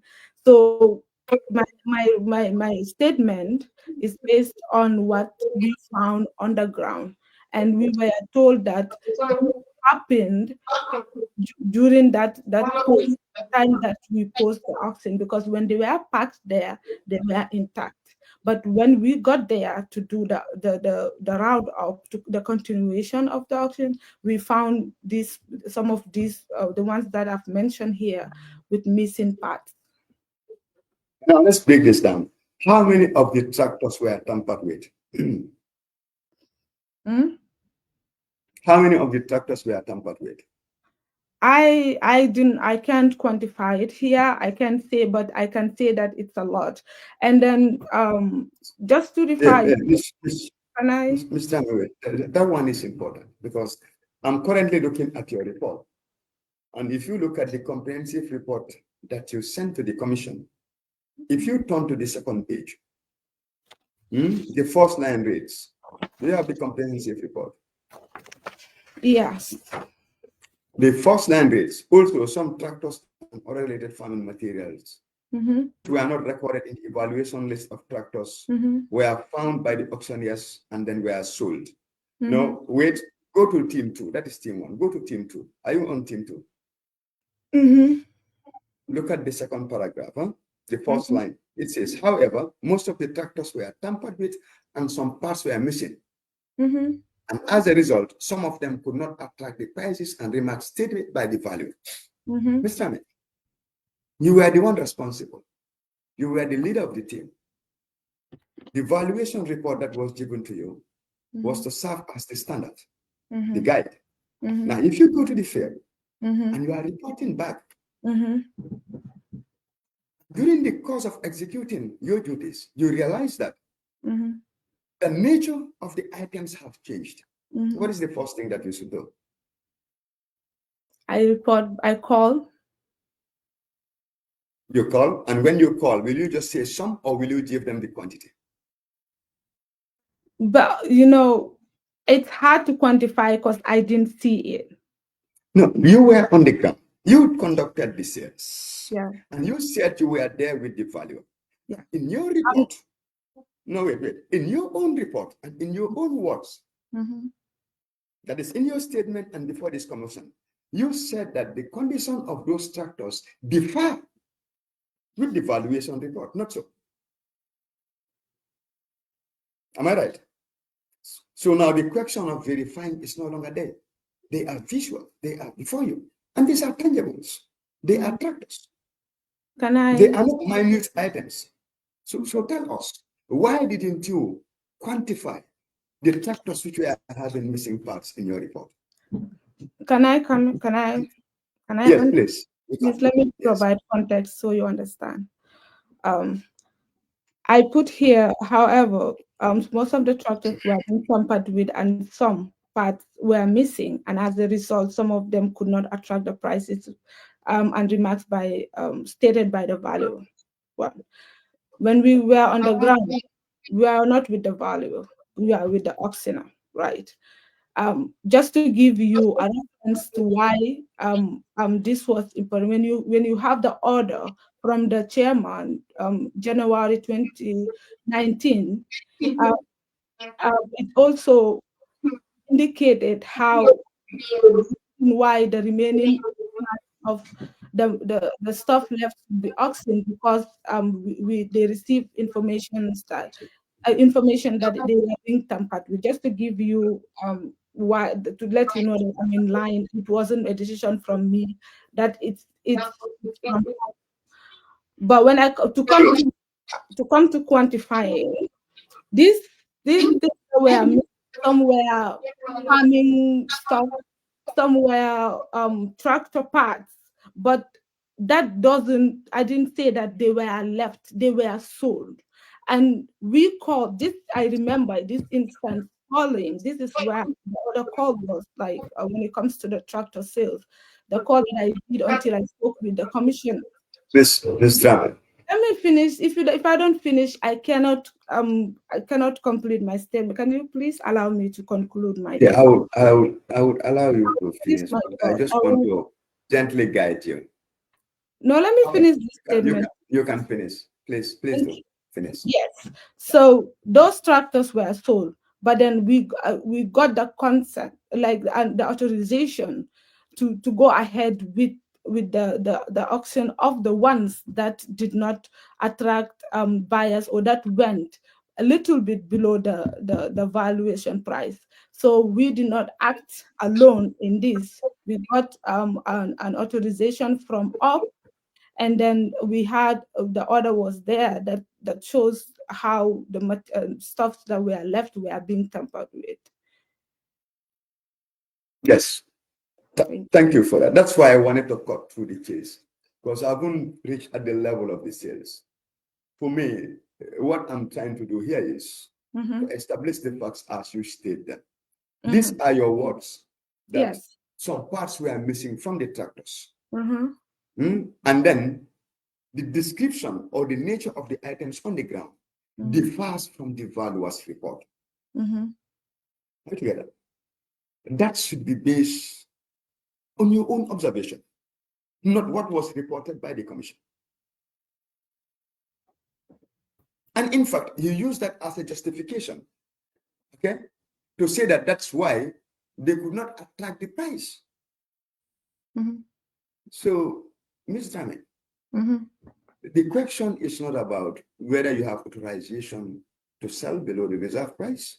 Okay. Mm-hmm. The question is not about what was in the grapevines or in this open source. The question is about your own observation. Mm-hmm. And what were the push factors Mm-hmm. for you to make this conclusion? That is what we want to know. And the last part of the question is, why did you fail in quantifying how many of those tractors had missing parts? Mm-hmm. So I think I will rephrase the question now so that we can forge ahead. Mm-hmm. Your narration here, both in the comprehensive report that was forwarded to the commission, together with the statement that you provided to the committee, Mm-hmm. where you said that some tractors and other related farming materials Mm-hmm. had missing parts. Mm-hmm. Was it based on your observation, or was it based on the general notion that parts were stolen? Okay. All right. First of all, I want to bring to your attention that I did not say that the valuers, the things on the ground did not match the valuers report. I said, Can I direct you there? Allow me. okay. I would just want to direct you there. Go to the second paragraph. That's where I am. Comprehensive report. That's where you are. It says, however, most of the tractors were being tampered with and some parts were missing. And as a result, some of them could not attract the prices and remarks stated by the valuer. Yeah. Do you want to explain that so I can Yeah. understand? The price Go is ahead. reserve price, and then Yes. the remark that being said, either better condition or something. That's what I meant. The fact that Exactly what I'm, allow me. That's exactly what I'm talking about. all right, okay, sure. We are on the same page. Exactly. So All now, right. can you answer the question I asked earlier? Yes, that why I did not quantify. No. My first question was, Mm-hmm.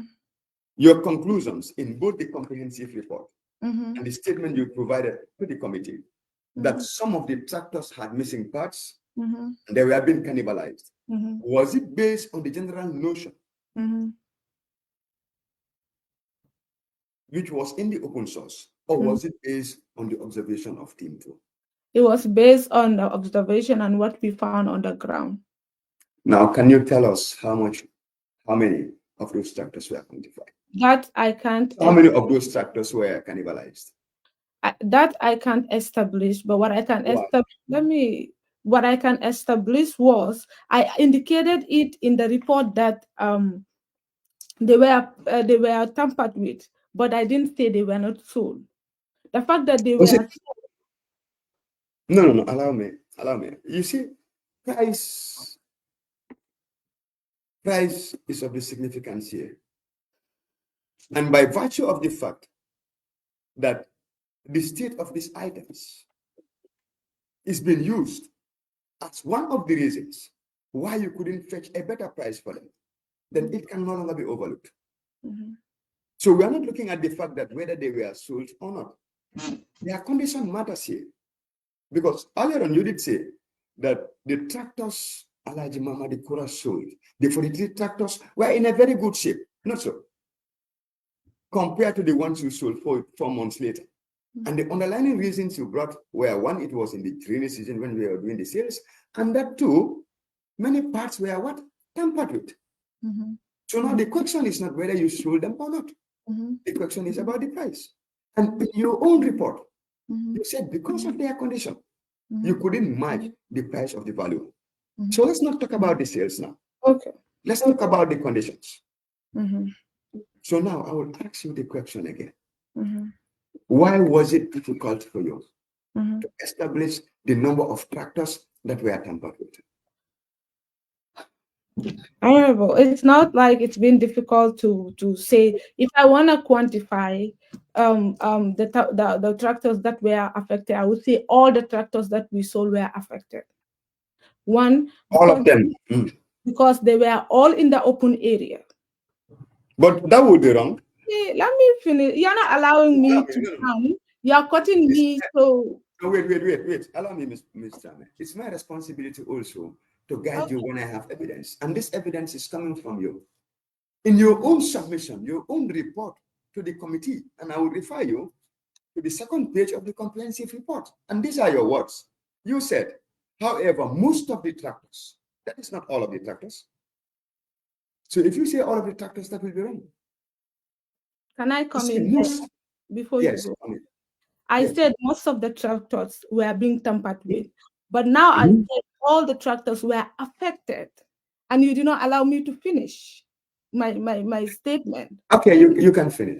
What I meant by all the tractors were affected because all of them were in the open area.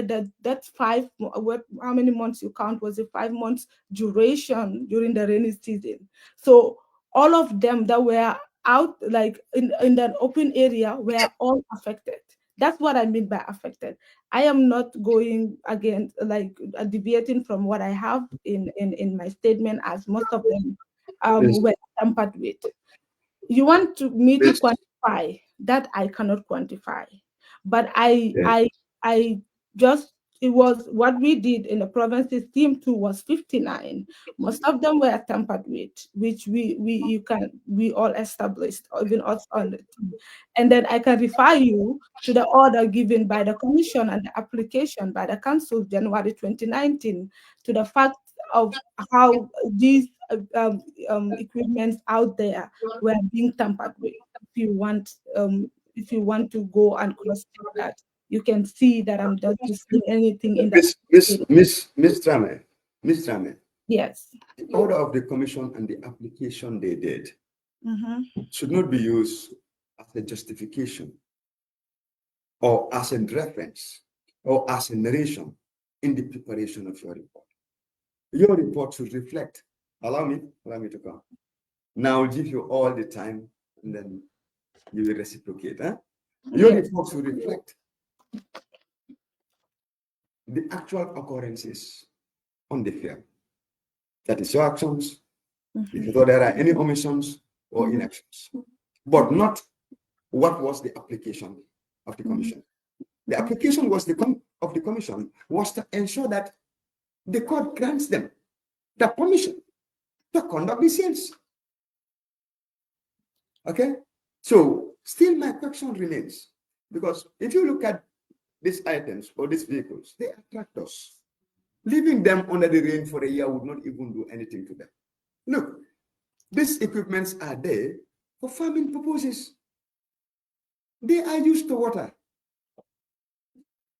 So that cannot be an underlying factor. But I will ask you this last question so that we can move. On one side, if you have the opportunity, would you have quantified the number of tractors that were tampered with? You said? Or do you think quantifying the number of tractors that were tampered with will be of relevance to your report? On hindsight, if you had the opportunity. Yes, I believe so. No, not to believe. Now we have to speak in absolute terms. Oh yeah. On hindsight, would you have quantified the number of tractors that were tampered? I would have, if I were to write it again, knowing what I just learned, I would quantify it. But to add on to that too, we all know that tractors are tractors. They are used, during the day for farming. But I am telling you the fact and the reality on the ground that we went and the conditions we saw these tractors is what I am saying. I'm not giving you any scenario, but please let me just finish this part. I'm not giving you any scenario. That's the fact. They might be used for farming and get used to the water, but the duration at which they were being parked in that open area affected them. They depreciated their value. Secondly, parts were stolen. Then I agree with the fact that it's important to quantify it. And that would have been helpful in the report to know how many of those were tampered with. And I agree with that. Sam, Yes. if you look at the sales proceeds that you have, the sales, after selling the total value or the total money you collected after selling 59 tractors, and you compare it to the 43 tractors that were sold by Mamadi Kuran, The sales of 43 tractors Mm-hmm. was at 10.5 million. Mm-hmm. The sales of 59 tractors Mm-hmm. attracted 5.8. That's Mhm. almost double, allow me. That's almost double. Mm-hmm. And if you look at the period between these two sales, it's just like 4 months. We can't say that these equipments will depreciate and lose almost 50% of their reserve price. And again, I really want to take your case, but do you know why it is difficult for me? Mm-hmm. Because you are not giving us tangible references that we can pull down. You said in your own report that the conditions of the tractors differ from what was indicated by the valuer. And you were given the opportunity to cross reference. But the only thing you brought up was what was being said by the commission and the application that was sent before the court. Can I And these comment? are not a direct product of your sales. Now you have the opportunity to tell us, during the sales, what correlations did you do between the valuer's report and the condition of the tractors that makes you to conclude that indeed they were tampered, and as a result, you sold them at a lesser value. But other than that, Can I? it's very, very difficult to I'll take you on forgive board. your question. It's a lot if you don't allow me in No, between. I didn't ask you a question. I'm making a comment. I'm kind of Okay. giving you a summary of what happened. Oh, okay. Okay. Okay. Can I I haven't comment? asked you a question yet. No. What I just want is I want to give direction because Honorable Jami also needs to come and we have Honorable Cisse. Mm-hmm. If at all you I have guess. anything Mhm. additional that will add up Yeah. to your story, Yeah. you can. But if at all is to narrate what you have said, we've passed that level. And still for me, it will be on why you fail to quantify the tractors. And two, Mm-hmm. what were the basis for your conclusion that indeed what is in the valuation report differs with what you found physically on the ground. Can I just do things here? You know, I've been so forthcoming to the whole process. I've been providing evidence or documents or whatever is needed, right? And I think since the beginning, I've been answering to the best of my ability, right? That being said, there's no way that it will be fair to compare the two auctions. I took part in both. No, answer the question. Ms. Drammeh, wait, Do you allow have me. the valuation report? Hold on. Can you hold on? I direct you and you answer the questions. At the end of the day, we can allow you to make a general statement. Okay? I asked you two questions. Sorry, can you stop that? I asked you two questions. Can Sorry. you provide answers to those? Mm-hmm. And if at all your answers are similar to the ones you've given before, you can proceed. But not to make a general statement. I'm not making a general statement. And can you provide answers to the two questions I've asked? Yes. Please One, do. I just wanted to say, if you look at the valuation report of the tractors, it has pictures. It has pictures that will give you, since you are not on the side, on the ground, it will give you a picture, not my report, the valuation report of the tractors has pictures of how the first ones that we sold with Kurang, that look like the condition, and the last ones that were all value. If you look at the two conditions, you will see that a tractor that is as new as the one we sold first cannot be compared to the ones that were already half dead. And then regardless of the quantity difference, the value matters. So that would be one guide to help you see the conditions of those tractors.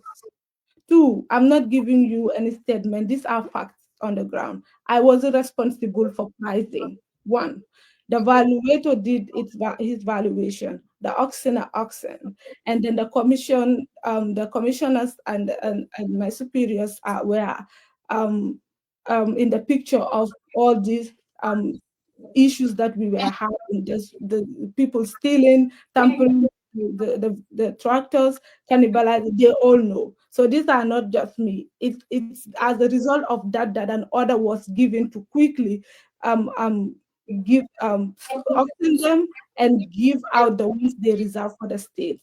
And this is the best answer I can give you. I don't determine prices, but all I know is that I cannot compare the two, as I took part in both and I've seen the condition in which they were all in. With all fairness, you are very right. You don't determine prices. And we will not hold you accountable for anything you are not responsible of. And the main reason we are bringing the prices is as a direct reference of your own report that was provided to the committee and as a direct reference of your own statement that was given to the committee. In your own comprehensive report that was sent to the commission, you did make a direct reference to the conditions of the tractors as the reason for the low proceeds that was received. Likewise, in the statement that was given to us. So it will be only fair to give you the opportunity for you to substantiate those. And as it stands, Ms. Drammeh, you have not provided any tangible reason that we can take, because the commission acted swiftly to get the court order so that the items can be sold to avoid them being perished. Okay. So what we are interested in, no, allow me, you've passed that. What we are interested in is not what the commission said or what you had. What we are interested in is what you witnessed when you went for the sales, because that would be your version. When you were writing this report, there's nowhere that you reference the application of the commission.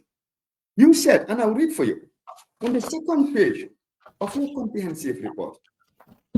In this time, I will read both paragraphs for you. Are you on the second page of your comprehensive report? Are you there? Oh no, I was referring to where I referenced. No, indeed. Just go to the comprehensive report. Yeah, I am. It will there. be fair to you as much as possible.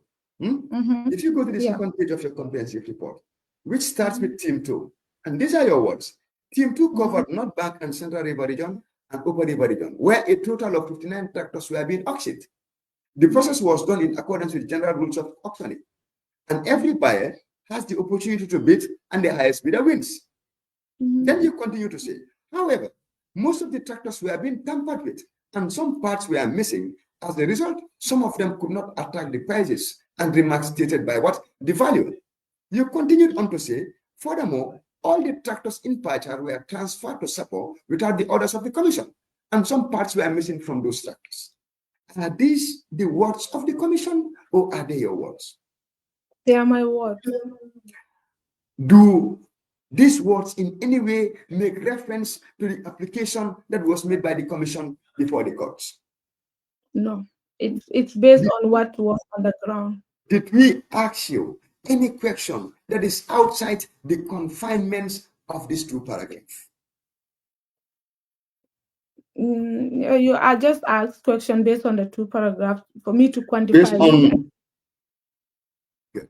So, with all fairness, all we are trying to do now is to give you the opportunity to quantify. You said some out of 59. You wanted the quantity, which is an imperative. And in your own narration, you use the condition of the tractors to justify why they were sold at a lesser value.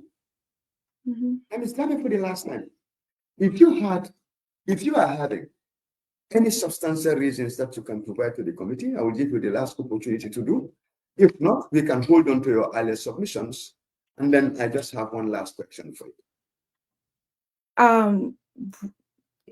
If I may, if you can guide me as to what you meant or want, or what you meant by substantial, because I did give you my version and then explain, but that would be helpful to me to know. I wish I could. I wish I was in Sapo or I was in North Bank in Sierra. No, like I mean the definition of your substantial. What do you mean? In simple terms, your own observation. When you were on the ground, you used two things. You said the conditions of the tractors varies. with the valuers report. Mm-hmm. And that is why they attracted what? Smaller values. Mm-hmm. So this is what we want. So now when you were on the ground, Mm-hmm. what basis did you use to determine that? Okay, I think okay, maybe I skipped mentioning it. I skipped to mention it. Let's say Mahindra 2025 is number one auction, Mahindra 2025. The Mahindra 2025 had missing, I don't know the name of the parts. Let's say missing plow or missing whatever, leg or something, right? The ones on the responsible for securing that place, we all saw that this valuation report, the Mahindra 2025, in a better condition. We looked at that tractor, has missing leg, has missing gears or missing engine, right? And then we the ones on the ground, even the auctioneers said this is not the way the valuer said it was. The one in charge of the place, like securing the let's say Pacha, for example, the location that they transferred to Sapo, attest to the fact that the reason why they've been transferred is because they were stolen, and then agreed to the fact that those particular ones were tampered with, because when they were packed, they were in, like, not even, don't say in good state, but they were intact. But the missing parts that were not there, the person confirmed of it being stolen. So me being on the ground, the oxen are confirming what the valuer, like say Jade Road, and what how it was on the ground is not the same. And then it doesn't have legs. Some of them, when it doesn't have machine or something, they just turn their back so they don't beat. Yes, So, and were you, yes, continue. no. You're done. So were you able to detail down those tractors? As you've explained it explicitly. The missing parts, you've said that. So now, were you able to detail, write this down? As to say, which tractor have a missing plow that was tampered with, which tractor have a missing engine, which tractor had this, detail them down so that they can serve as a guide. Were you able to do that? Did you do that? No, I don't remember like writing 1, 2, 1 is this, 2 is that, 3 is that. I know that on my list, like as we go, I do mark whatever, either the condition that we met them in, or if they're being on the price or paid, and then the ones that when we call to get authorization of, I know I do have some notes on the side, but Was like this up to 50? 50, Was this up to 50% of the tractors or not? the ones that were tampered with. The ones that were tampered with, it let's say if I'm using, like, that's not, you can't hold me, I'm just trying to see based on what we found on the ground, it's close to 50% that had parts missing in them. But if I am to say the deteriorating condition of those structures, I would say about 80% of them. And still, the most interesting part for me is you didn't find it useful or important to write down each tractor, make a comparison between their actual conditions against the valuer's report, because that was the only basis you have. Well, yeah, I agree. I mean, I agree. So now, in the absence of that, what do you think the committee can hold on to in order to believe in your version that the low prices were realized as a result of what? Deteriorating conditions. I mean, one, I was not the only one as a team. Like, I believe you were the team leader.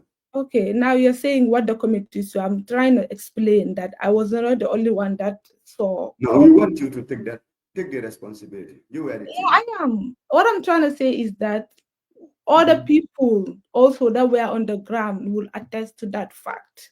But it also wasn't my responsibility to write descriptions of responsibility, like what the valuer did, writing descriptions of the tractors, the condition that they were in, and the stuff. I know I wrote my report based on what was on the ground, what I observed and what happened. But also my role there was to issue the release of sales to the buyers. So if I were to go back again, knowing what I just know, I see the importance of quantifying the next time. But then we all, even though I was the team leader for that team, we all had our different individual responsibilities on the ground. But I agree with you that it's important to have things quantified. And if I were to do it today, I would use that approach instead. Finally, what would you say to the proposition that Mhm. your statement where you said tractors were being tampered with and some parts were missing Mhm. was just to create convenience and provide a cushion that will justify the huge reduction I in the I sales value that was realized? I was not fine. It wasn't an easy way out or convenient or some or whatever. But and for you to understand that what was raised from the tractor sale, like the last one we did, double or triple the amount that they were valued for. If you had to go and look at the valuation report and just add up what the valuer valued them and see, compare it to what was gained, you will see that it's not below what the value of value is. You are comparing this one with the first one. Let me finish very soon. But then if you are to it, we do not get a loss in that for me to use this as an easy way out. No, I literally explain the fact that I found on the ground, and that what we found on the ground and the reality. That's what I wrote. It's English. I might have, professionals might have written the report differently, but the fact remains that what I witnessed and what was on the ground, that's what I put on this report. Thank you very much, Ms. Drammeh. I know I will administer my remaining questions in your subsequent appearance. Thank you very much. Appreciate it. I will allow other honorable members to take it from here. Honorable Thank Jammeh. you.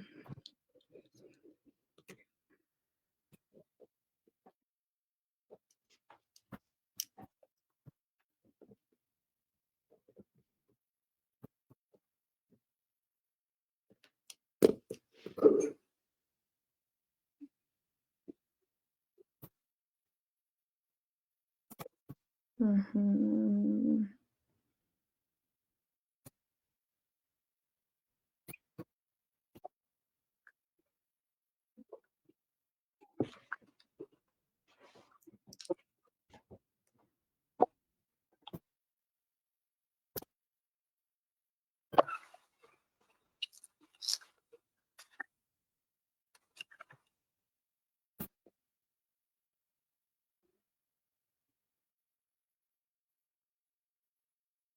Good afternoon, Fatou. Good afternoon, Honorable. How are you? I'm good. Thanks for And thank you for cooperating with us. You're welcome. Yeah, if I may ask, the time that you were assuming office as an assistant secretary, were you given any appointment letter? No, I wasn't. You were not given an appointment letter. It was a secondment from my office. I was assigned to come to the commission, not given any appointment. Was that secondment communicated in writing in No, terms of what specific assignments you are supposed to go and do at the commission? No, that was provided when I report duty. It was provided by the then secretary, but no, I wasn't given any. Come back again. What was provided by the then A secretary? TOR was given A to me. TOR. Yes. Do you have that TOR in your possession? No. Can you find time to provide us with the copy of that TOR? I don't think it was like a formal document filed or submitted to me. When I when I report to the office at the commission, the secretary briefed all of us. I remember a list of everyone with their designation and then some of the responsibilities doing, but I do not have any copy of that with me, and I'm not sure it was also submitted, like something that was part of the report that was submitted. It was just for us to use as a guide while we work at the commission. Is it correct? Is it correct to say your deployment at the Janet Commission then does not follow any due process?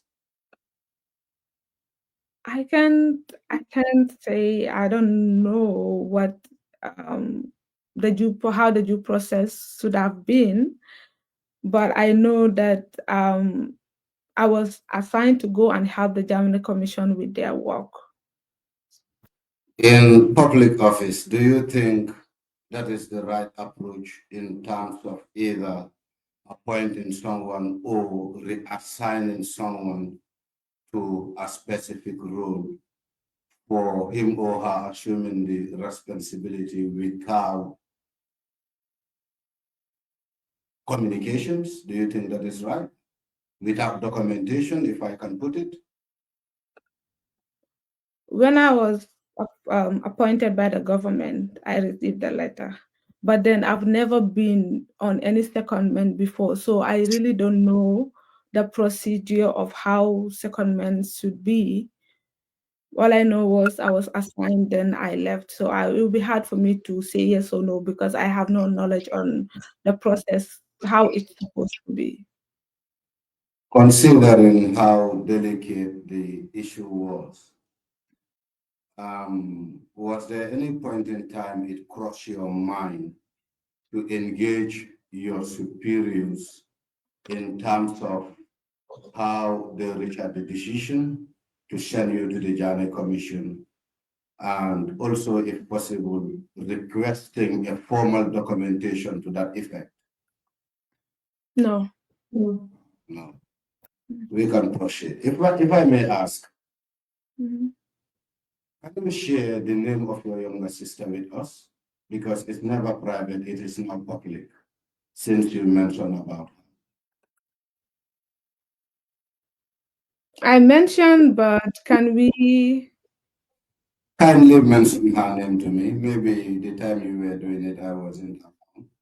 And I think the approach was for you to send her name to one of the clerks.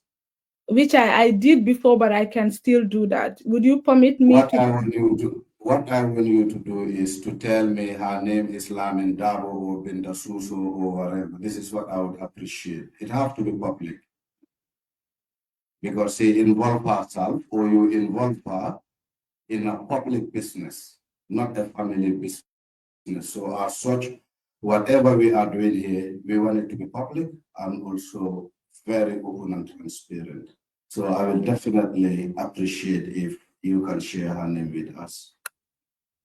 Okay, it's not my younger sister. She's my elder, and she's Dr. Mariam Drammeh.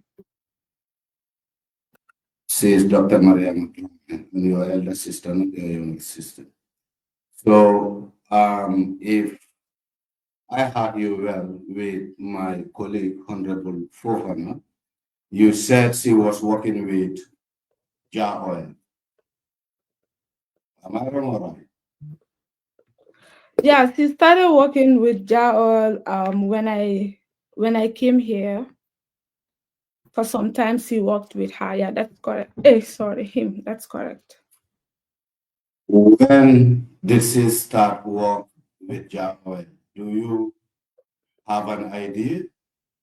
Because I heard you saying when I come in here, I might not really know when you travel out this country. Okay. So it will be good if you can guide us.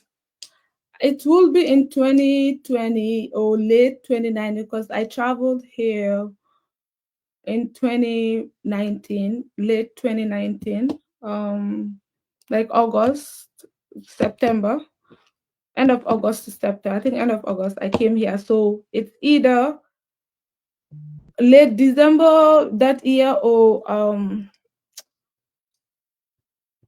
2020. I can be specific. Maybe they can. It will be in between 2019, 2020, right?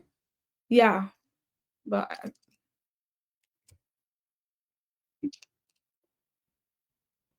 Now, what I want to ask here is, during this period, was it a period when you were working with the commission or you were engaged in the sales process? no, I was done working with the commission. I went back to the ministry. I was done with the ministry. I came to study. When I left I left on study leave. So I wasn't working with the government then. Will it be correct to say you were the one who introduced your elder sister to Jar Oil Company?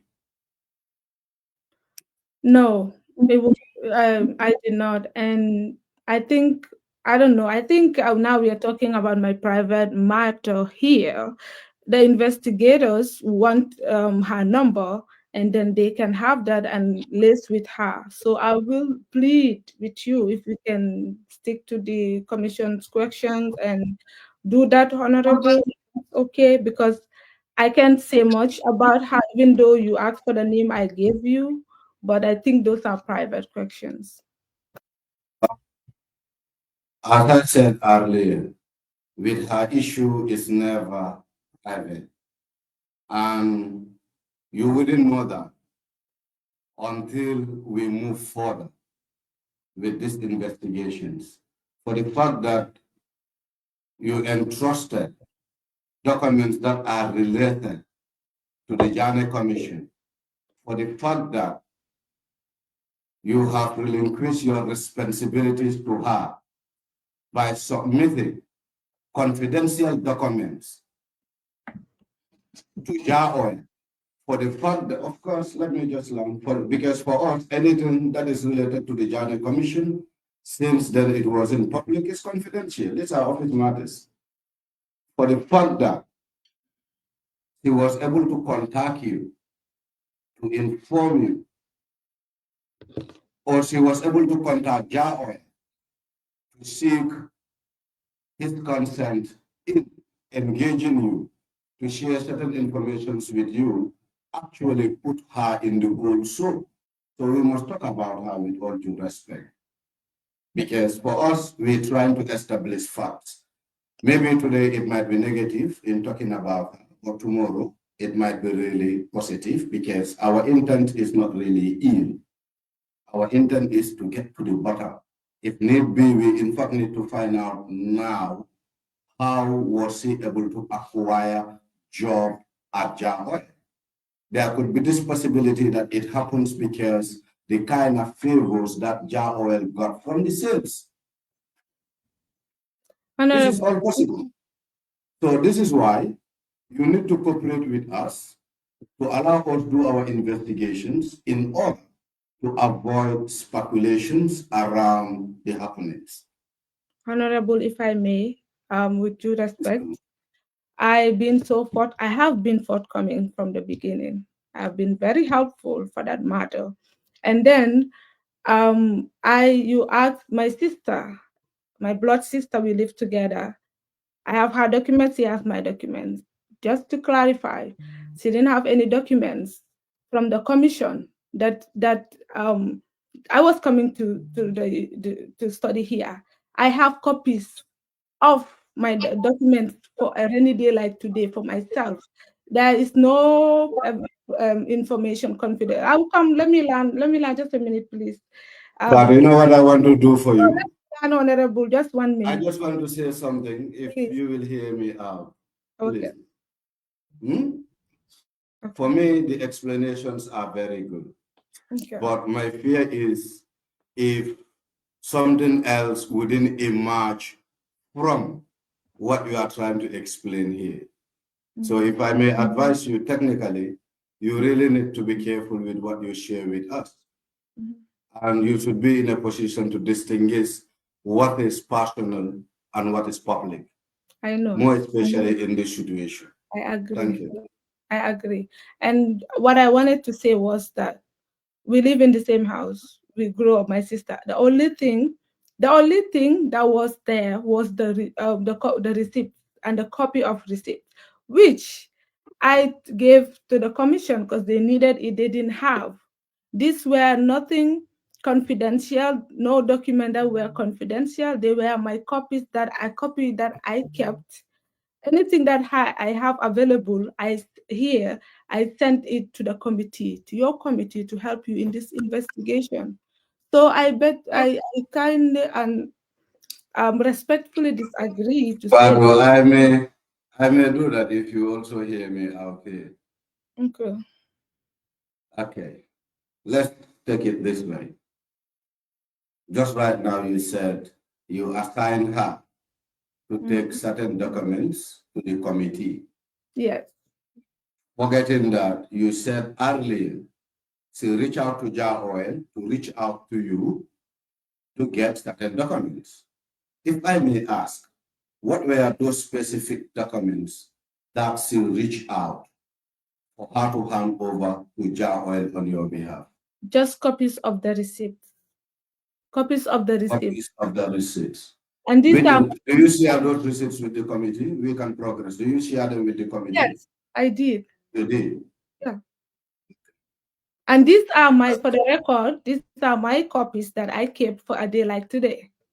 And then it's benefiting the committee in its work. So I do not see any issue with me assigning, keeping my documents with my sister because she's the one there, I'm not home, and then having it available for the commission, Honorable. What was wrong with having those documents to be scanned, attached to your email as a reference? Did you see the quantity of the document they showed you? Did you see how bulky it is?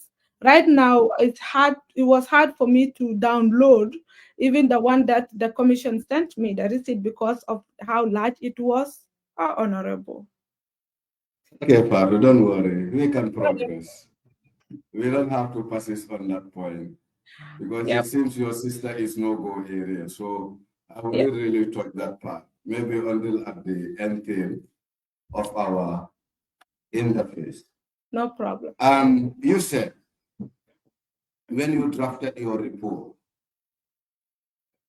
you gave it to a secretary at the office, and that is to say at the Journey Commission's office, to do the typing for you. Is that so? Who typed the report of your sales? The office, the secretariat, members of the secretariat help file, like putting in some, like the receipt numbers, those kind of things. I and Keba wrote our reports, combine the reports, and we typed it. So they help. They help in photocopying those receipts like we submitted today, help us cross-check and put in, the numbers to compile the reports to submit to the bigger report that was submitted to the government. So, if you say Keba, which Keba do you mean here? Because I mean, my other team. Okay. Even one of my colleagues is Keba. Okay, I meant the other team leader, Mr. Boyd. Keba Boyd. Good. Now, according to Keba, in his own testimony yesterday, he said you work on the draft and gave it to a secretary to type it for you. Is that so? We have to. Was the report typed by a secretary, or you have your colleagues in the office who comes in and help you to compile the report? Which is which? Those What you are colleagues, telling me, those colleagues. what you are telling me, and what I got from Keba are two different stories. Okay. Let me. Keba agreed that. Keba agreed that you wrote your report, the sales report, yeah, as a draft, and you gave it to a secretary to do the typing, to do the inputs for you. Was that the case? Okay, so just to No, continue. you have to say yes or I no. will, but before yes or no, we have to report. You know, just Yes, allow me. Honorable, yes. Which report? I just want to be clear. We have a report submitted on the 10th, right? The tract. We have a comprehensive report, right? So which one it was Keba referring to? Which one are you saying? The one I am saying and the one me and Keba both agreed to is the sales report on MOJ 8. Okay. The sales report on MOJ 8. Yes. The secretaries have, they are the ones that we are all in the same office, different cubicles. They are all the same. We are talking about the same people. They helped in typing of the report, but the main comprehensive one, I typed it, added the part that I worked on with Quran, and then took the ones that they helped us type before, and then added it with the to the comprehensive one that has the vehicle, the sales of the vehicle. Yes, they help the secretaries help in typing, and they are our colleagues. We were in the same office. If I may ask, Mm-hmm. are your these colleagues still with the Ministry of Justice, or do you know their whereabouts? I don't know. I haven't spoken to any of them since I left. Like it's been 5 years, so I don't know their whereabouts. Or do you know their names? The names of the people that were in the same, yeah. Who were typing those secretaries? Can you share those names with us, please? Yes, I can. But I can't share the names of all that secretaries we were in the same office with. The ones you know and the ones that help in the typing. These are the names we are interested Yes. in. Yeah, I can provide the names to you, Honorable. What I cannot establish is who among them. They all helped. Some helped in printing, photocopying, printing and stuff, and inputting the receipt names like we were doing. But I cannot say who among them did what. But for sure, I can provide you names. Pardon? Yes. Is that not strange to you? Having someone, let me just learn, having someone type such a sensitive report for you and you cannot recall this individual. Is that not strange to you?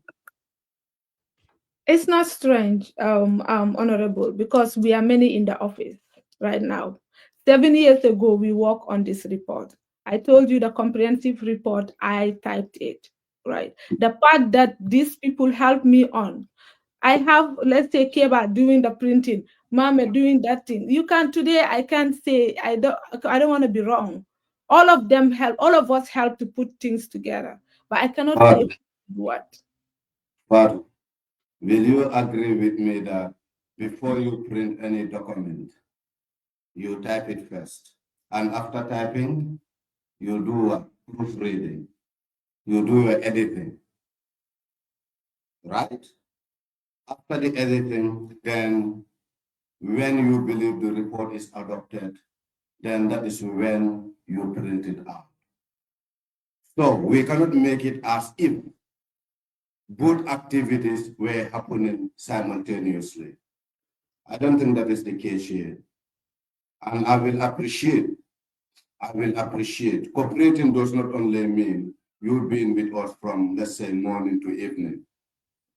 Cooperating with us here would mean you telling us the actual facts. Because for me, right in my head, I can recall a secretary that I worked with 7, 8 years ago in Janjambur. So I should expect the same from your end. Yeah, I recall all of them. I recall all of And them. how to tell us the secretaries who typed those report or that report, that let me say the sales report on your behalf. What is the individual's name with progress? Yeah. Please. No, you honorable. I am cooperating and I'm providing the facts to you, honorable. I will give you all names, but some of them did the photocopying of the receipt. Honorable, let me explain how we did this thing. Give me the names, then after you explain. Exactly. Just give me the names, then later you explain, please. We have don't when I can't remember names. Okay. No, we will find out these names, either from the secretary. Okay. We have Maimuna. We have Maimuna. Maimuna. I'm thinking it's Baji. You are thinking it's Baji. Yeah, but let me not think. I might recall. Maimuna. We have Mama. We have Maimuna, Mama. Kumba. Sorry, wait. Because now you gave 3 names, right? Yes. Which of Mama, do you know her second name? I can find out if you let me. Please find out. Okay. Maimuna and Kumba. Do you know Kumba's second name? Kumba, I think it's Njai, but let me be sure. I think Mama is Njai. Let me just give me. I'll provide them. I'll provide. The third one. Maimuna. You said Maimuna, Kumba, and who? Mama. Yes. Do you know Mama's second name, please? Please, I'll get it. It's the Baji one. Or she is Njai. I'll get it for you. I'll get it for you, Honorable. I'll get it for you. Kindly do. I will. Kindly do from now against tomorrow. So I will. We definitely need it. If there's a need, we will summon them. I will send it to the one I'm communicating with. Okay. Now let's progress. Let's progress. I want us to look at something on the sales report. Okay. Very good. Where we have this K40, look at where you have the date 27/01/2019 on the sales report. The report, the list. MOJ8. I think that was what they shared.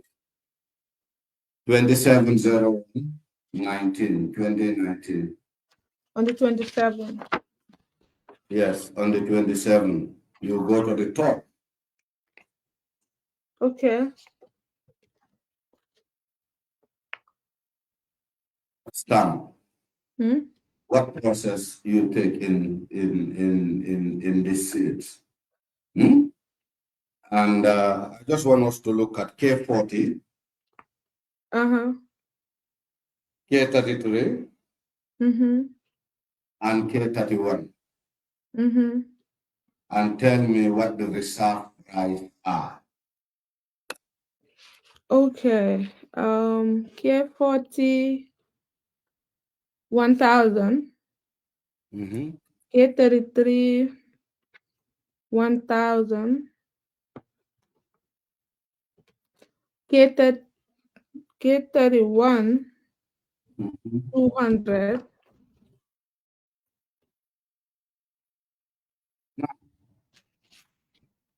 What specific items are these figures against? Do you have any idea? Give me a minute. Let me check. Yes, from the report that I was the council sent me. Yes. Do you want me to read it out? K40 is what? Is it a bicycle or? That's what I K40 said. is K40 is a Great Wall landmark double cabin. It's a double cabin. Le- um, And the reserve price is how much? 1,000. it says scrap, no engine, no gearbox. So the reserve price is what? 1,000. Yes.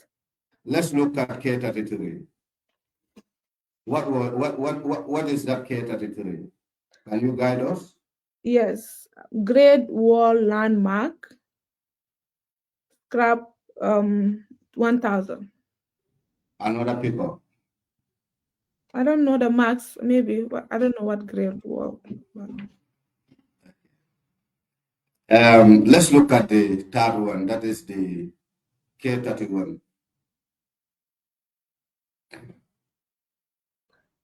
It says K31 Bedford scrap 200.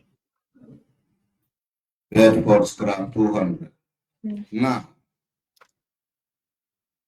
even though they are captured as scraps, Yeah. the fact remains that they were vehicles, right?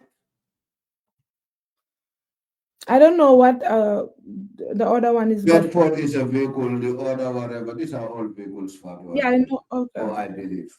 Okay. Hmm? Because this was a work done by you. You should be guiding me here, in fact. Well, it was from the valuation report. I don't know It, before. let me learn, Fatou. Part of it is from the valuation report.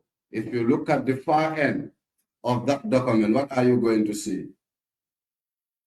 Figures. Figures of what? Huh? Figures of what? Money. Money for what? Why are these figures here? They are the prices that they were sold for. They were the sales proceeds, right? Yeah. Hmm? Mm-hmm. To be in the same picture, Yes. right? Good. Now, how much do you sell them for? The K40 was Mhm. sold for 6,000. Against 1,000 as the reserve price, Yes. right? The second Yeah. one, K33 was sold for 8,000. against 1,000 reserve price, right? Yes. The last one, K31 was sold for 3,000. what was the reserve price? 200. 200. Good. Now, my question is, Mm-hmm. how does it happen that you sold these stuffs above the reserve price? What really influenced it?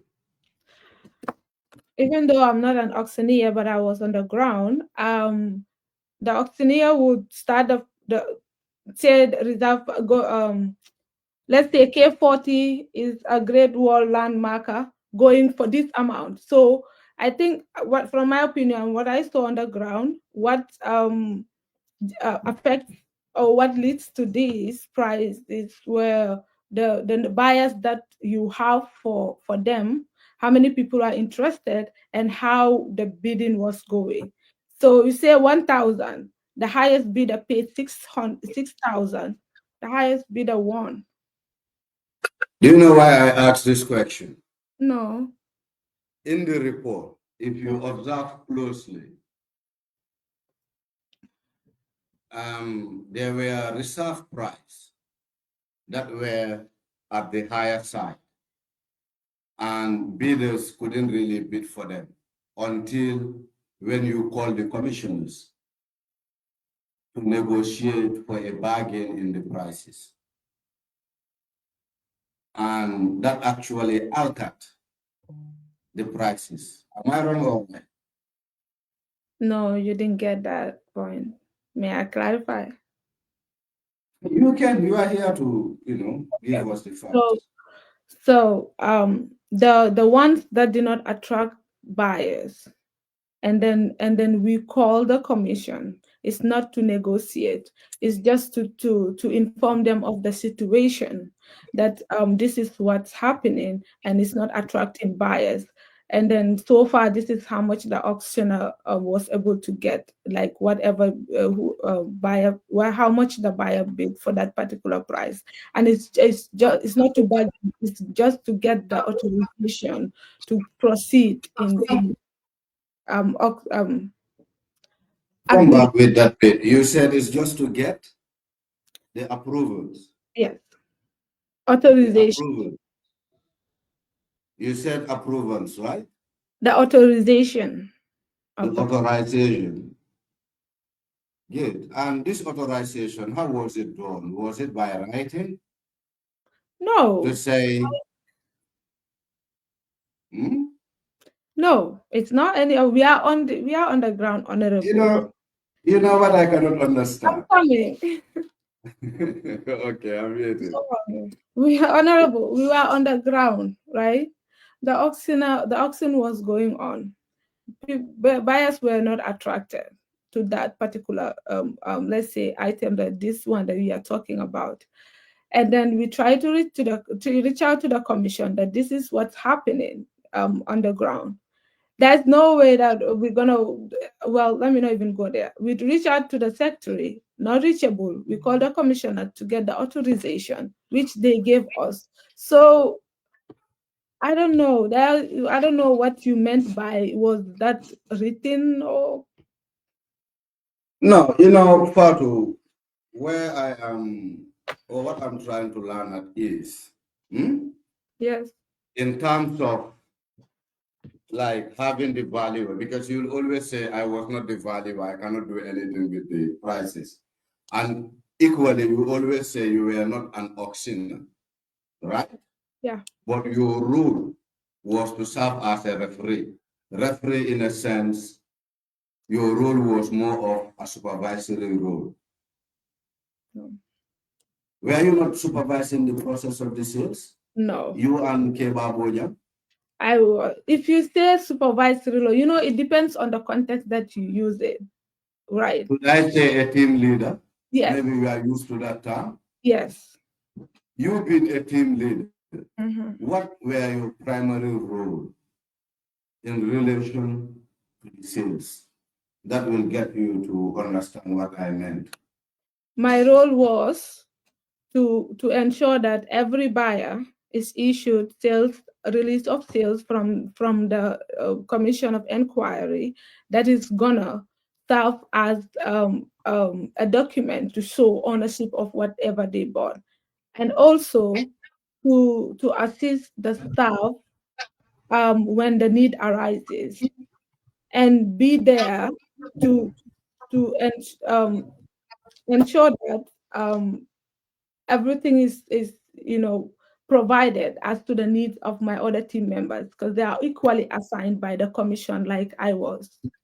So will it be correct to say you were more of offering coordinating services? You were more of coordinating. Yeah, I was coordinating.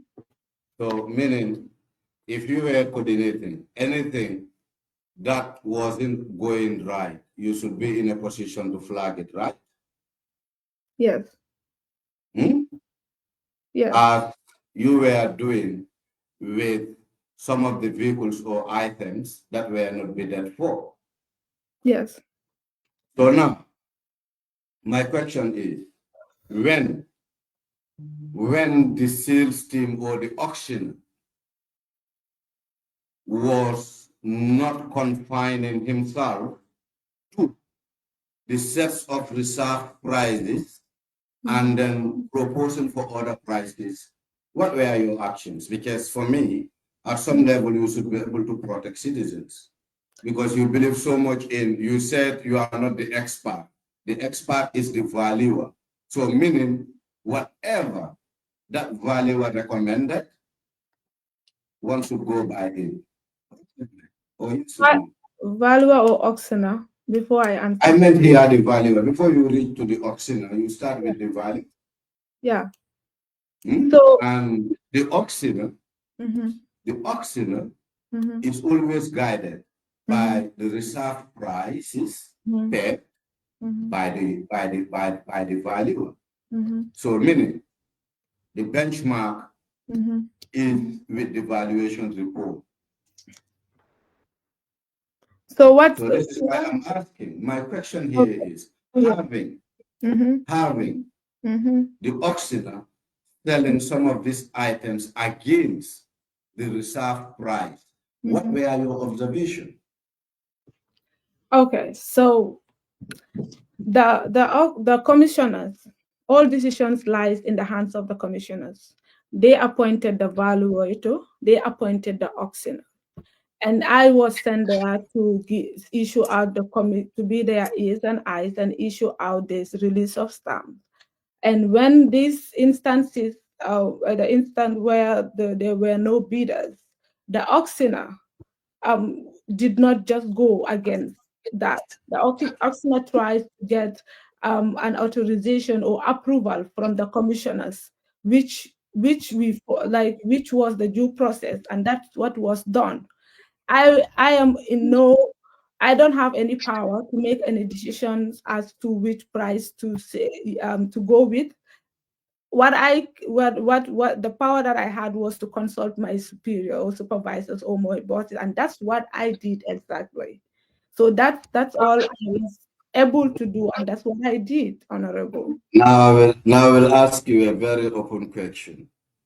What was the lowest price of your sales in terms of tractors? Can you remember? My what? The lowest price of your sales or of the sales register. What was the lowest that you sold a tractor for? A Let me tractor. say a scrap. Let me say a scrap tractor.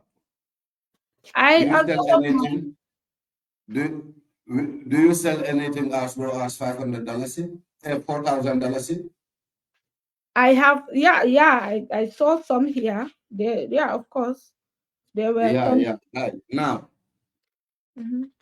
Fatou, Yes. do you think it will be right to sell a scrap tractor for $4,000? Even though you are not a valuer, you are not an auctioneer, but you were at the ground to coordinate. You were at the ground as a team leader, I believe.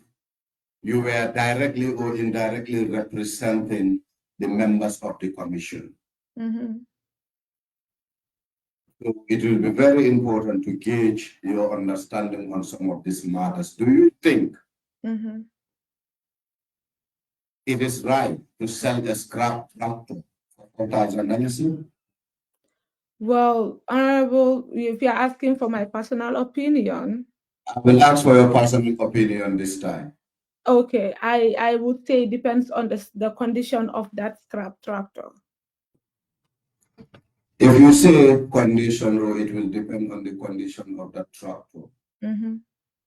What type of tractor would one sell for $4,000, depending on its condition? Well, I don't know tractors, number one, to establish that. But then if you're asking for my personal opinion, if I see a tractor that don't have engine, the outside it's old, it doesn't have whatever important parts that the tractor needs to have. I mean, it's old. I am not gonna spend the 4,000 on it. But that being said, I'm not a farmer, so you cannot take that. That's just my personal opinion. Yeah, because my understanding is even a scrap small vehicle would not cost for $10,000 if you go to the park in La Tricunda. 7 years ago. This is 5 years ago. Okay. Talk less of a tractor. Honorable, this one I don't know what you want me to say, but like I said, I do Now, not. what I want you to say, what I want you to say is to tell Gambians what you think around the sales process, whether you were convinced that the sales were right, reflecting on the figures. We're now looking at the figures. I'm not in fact looking at the valuation. I'm now looking at the sales. So based on the ones that I took part in and the one that I know, which were these two, I am going to say that the process was according to the rules of the rules of auction. It was an open bidding, and the highest bidders will always win, and then they will pay to the accountant general, and then they will deposit it to the commission's account. If you want that, if it's my opinion, you're asking me, I don't do auction, but from what happened, it went according to how it should, and it was a process that followed. It was done in accordance with the rules of the auction. So that would be my personal opinion about the sales that I witnessed. I wouldn't get there with you. Okay. But just to inform you, the process might really follow a due process in terms of your personal observation that I wouldn't have much to say. However, I think with Gambians, it is the opposite. Okay. Yeah, with Gambians, it is the opposite. Just for we to understand some of this, some of these dynamics. Okay. Now, you talked about reserve tractors, right, with the council. Yes. Do you have in your head or in your records how many tractors were reserved? Yes. Kindly share.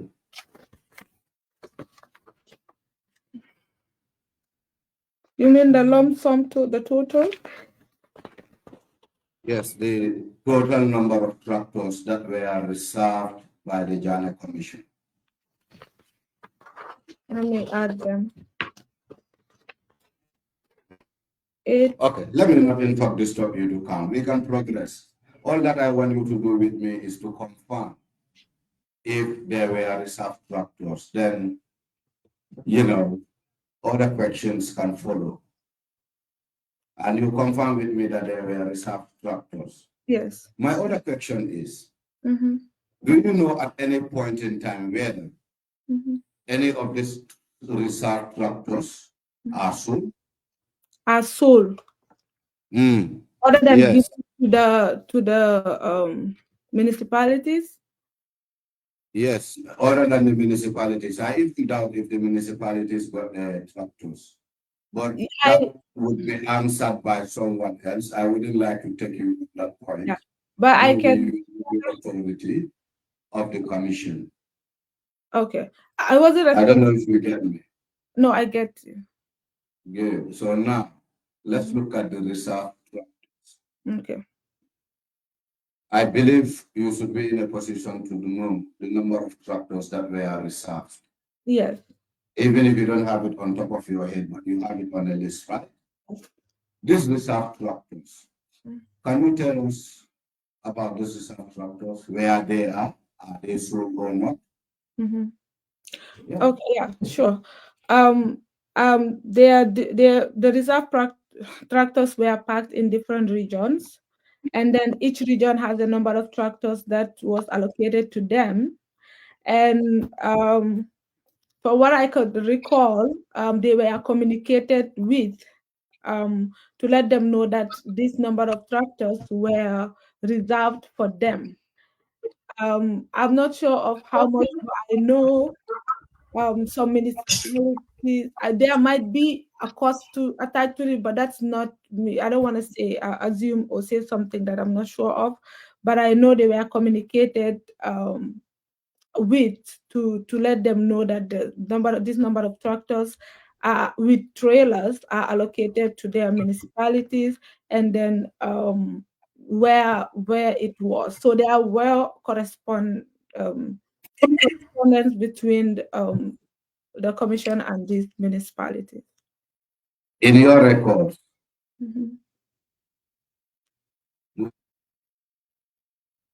the number of reserve tractors? Do I have? Yes, in record. Yes. And they are and also their assessor numbers? Not in this record. But can you find out the number of reserve tractors that were at your disposal or at the disposal of the commission and their assessor numbers? I have the numbers here, but I don't know how I can get the exact and certain numbers now that I'm not. You communicate back. It's just like the way you did with Jao, you speak to your sister. Honorable, Do honorable, the same with us here. Yes, honorable. That was something that I have in my position, and I get honorable. Why you don't do that? This one is you know, the fact here is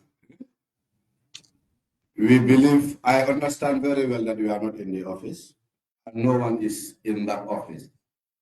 However, my belief is, as a young person, more especially being involved in such a sensitive work, I would want to believe that you should have a backup to some of these things, more especially things that directly involve you. okay. So let me come in there. This one of the tractors you see in CRR was under my committee. I did about not this see, tractor I very did well. not see Let me any- just say this. Let me just say this.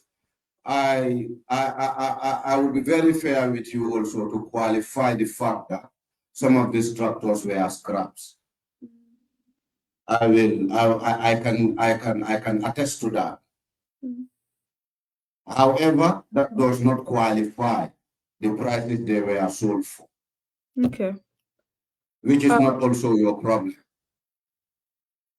Yeah. But now let's talk about these reserve tractors.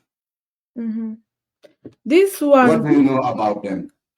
Like I know we were just told not to auction, and they were not part of it. So there I know I put down the numbers here because I know those are the numbers of tractors that we were not allowed to auction. But then after that, like, I don't have any direct work on the ones that were reserved, even though I know that there were correspondence between the office and these municipalities.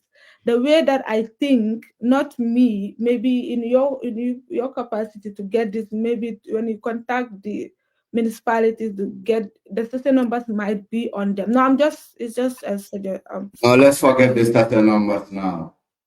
Okay. And progress. We can definitely progress far. Okay. Now, my question is, were you aware at any point in time if those tractors were sold? Sold, not yes or no? Yes. sold to public. Yeah, the public, of course. No, I'm not aware. Now, can I refer you to MOJ 8 again? MOJ 8. Look at the tractor auction report, the first page on the tractor auction. Hold on. MOJ 8. MOJ 8. On the sales report. That was the report we were looking at. MOJ 8B.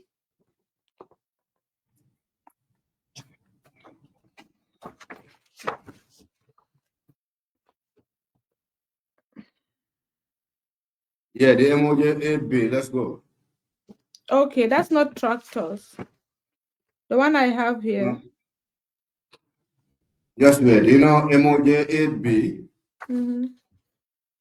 has different pages. Oh, okay.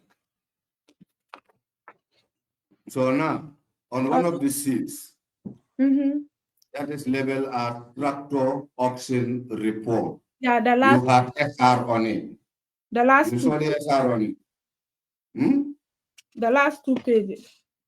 Right. The last very page, in fact, I'm interested in.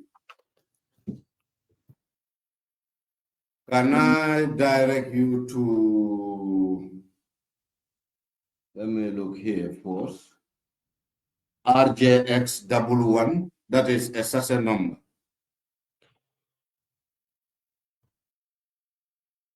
The last page.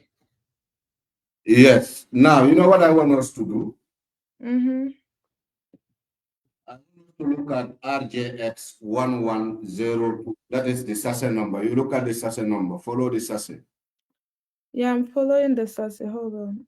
It's not And from it my. is on number 15, if I can still direct you, Oh, that's second to last. of the list. Second to last, number 15 of the list. Okay. What do you find there? Can you take me through? Okay. What the SASE number or the name or place, everything? I want the name, the SASE number, the date it was purchased. Just take me through the whole column 20 of that number 15. on the 24th June 2018. Mm-hmm. Bakari Sanya. Name of buyer. Don't forget the. Okay. The type Mahindra. Mm-hmm. The SASE number RNJX 1102. Vehicle, they say location, Buyampoli. Buyam Police. Yeah. Mm-hmm. Premises price, I'm guessing this is the reserved one. 86,000. Mm-hmm. Oh, no, sorry. Sales, Mm-hmm. 86,000. Reserved price, 45,000. And then Mm-hmm. profit gain at the 41. 1,000. Thank you very much. Now, Fat, Yeah. what will be your take Uh-huh. if I should say Mm-hmm. this specific tractor Mm-hmm. was captured Mm-hmm. as a reserve? Okay. If you So, disagree, I give you more evidence. yeah, no, you asked me what I would say if you say that. Yes, Okay. what you will say, So because you said the reserve tractors are not sold, I said, right? When you you said were if with the I commission, know, no. Yeah, that's what I'm not to saying. your knowledge when you were at the commission, Yes, for the purpose of records. yes, not to my Hmm? knowledge.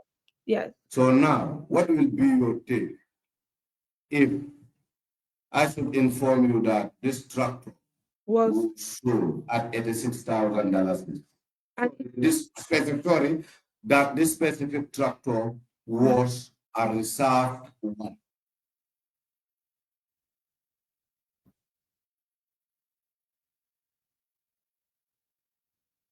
can I To come? guide you through.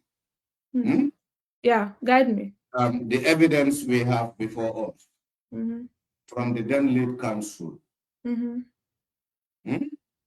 One of the documents he shared with us is this specific tractor, this Mahindra tractor, Mm-hmm. RJ X1102, Mm-hmm. Mm-hmm. at a reserve price of $45,000. Mm-hmm. And the last column said reserved. Okay. And if you go to the sales list, Mm-hmm. it's been sold. Okay. Tell us. Yeah, so let me establish that this was done in Please. 24th June 2018, right? On the then secretary, Mr. Kura, right? Mind you, during Mr. Kuran's time, I was supporting. I was working with him and as a support staff, helping him through the auction. At that point in time, I did not have any reserved tractor or no whatever tractors were reserved. The reserved tractors were the directives were given to us when we were going on the second phase of the tractor sale, which begins in October. And then the name, each region, the number of tractors were stipulated, were listed and identified by the vehicle control. So how come we have this number of tractors to reserve in October, and then from what you said, this particular one was sold on the 24th of June. So what I'm not reconciling is that was this one that was said to be reserved part of the ones that we were told to reserve. So I want to be aware that this one was part of the reserve tractors and it was not under me. It was Mr. Kuran that was in charge then. And I have no idea if that particular was part of these ones that we were told to reserve. Yeah, well, this is what I have on the records. Mhm. It dated way back in 2018, Mhm. having discrepancies in the two reports, Mhm. where in the sales report it is indicating the Mhm. tractor was sold, Mhm. whilst in Bensouda's report it indicates Mhm. the tractor is a reserve one. So it's kind of confusing me. Yeah, I'm confused And actually. I am with the hope that since you work with the commission, Mhm. also you serve at the top of the secretariat, being an assistant secretary. I was not at the top. You Doctor, were one of the boss ladies. No, you were one of the boss ladies. honorable, I was not at the top. The top is a secretary. I was assistant. So I think, my In the opinion, middle. this Let's I establish think, that. I think, in my opinion, this one was auctioned way before we got this list for the reserve price. So It's all right. Since it doesn't happen when you were in office, let me not bore you. thank you. Yes. Now, what we do? Yes.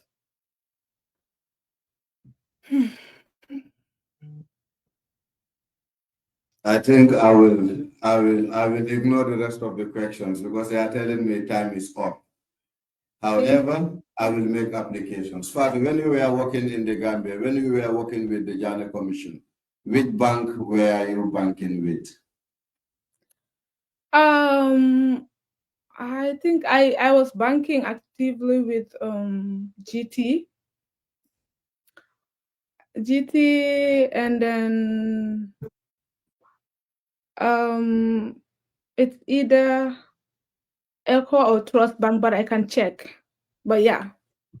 Kindly check, Okay. share the details of the bank Okay. with the secretary, and Okay. as such, Chair, I want to apply that we request for Ms. Fatou Drammeh's bank statements with all the banks he was banking with from 2018 to 2020 or 2017 to 2020. Well, I left Gambia in 2019. 2019. Okay, till 2019.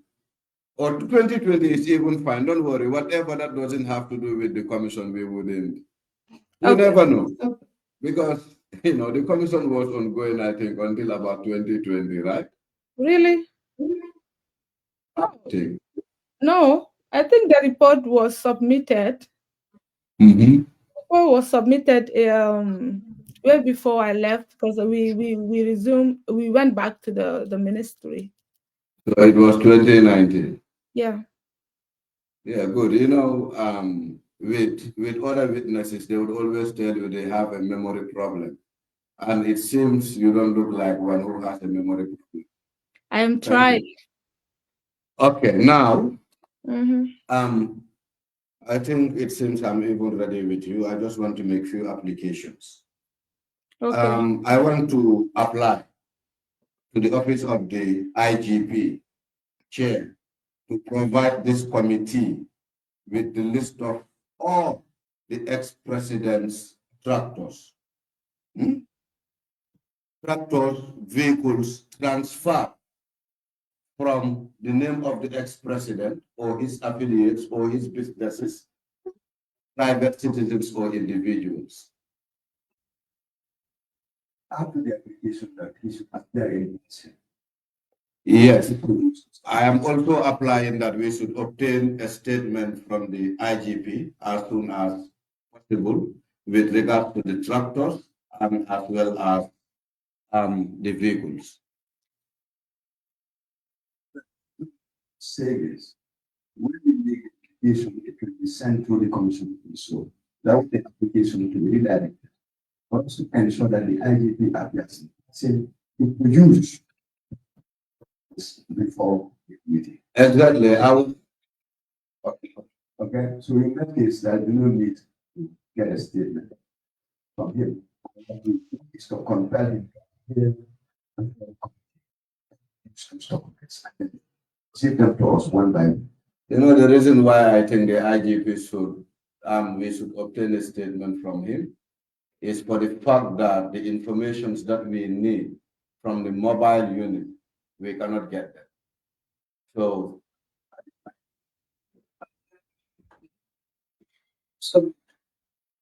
Commissioner.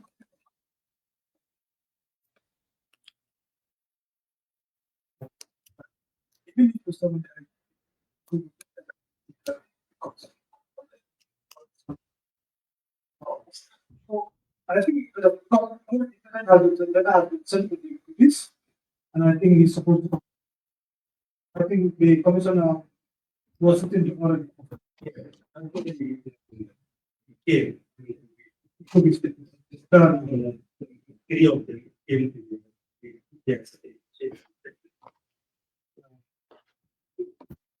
Chair.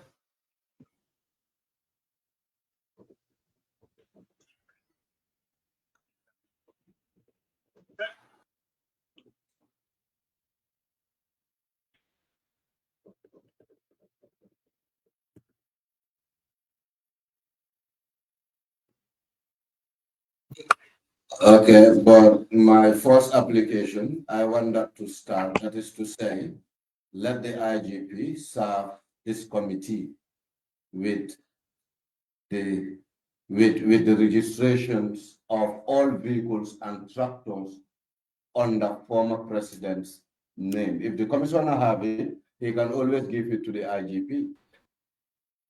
You know,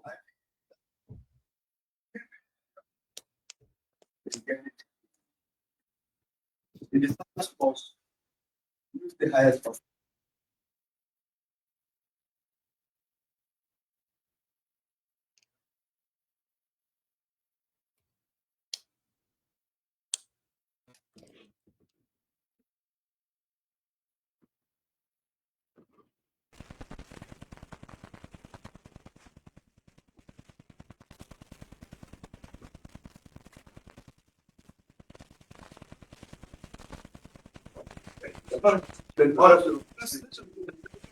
yes, okay. Yeah, just all that I need is the registration numbers and the license list. Oh? Yes. Also, I think it will be important to engage the insurance companies because I'm not too sure if these vehicles will be flying our roads without an insurance, nor the tractors.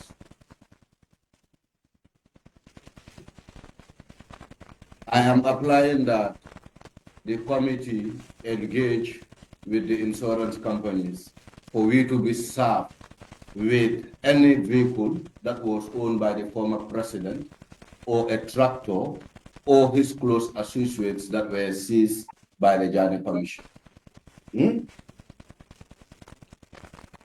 A very final one and a very quick one, the G-Wagon. Do you know the number of G-Wagons? Honorable, that is not my question. You sold these things, Deepa. You are at the center. Wallahi. Everything, right? Na matinga tema lo munti kamu gini kamu. Everything. Na tema ko dura mo ko. In the middle.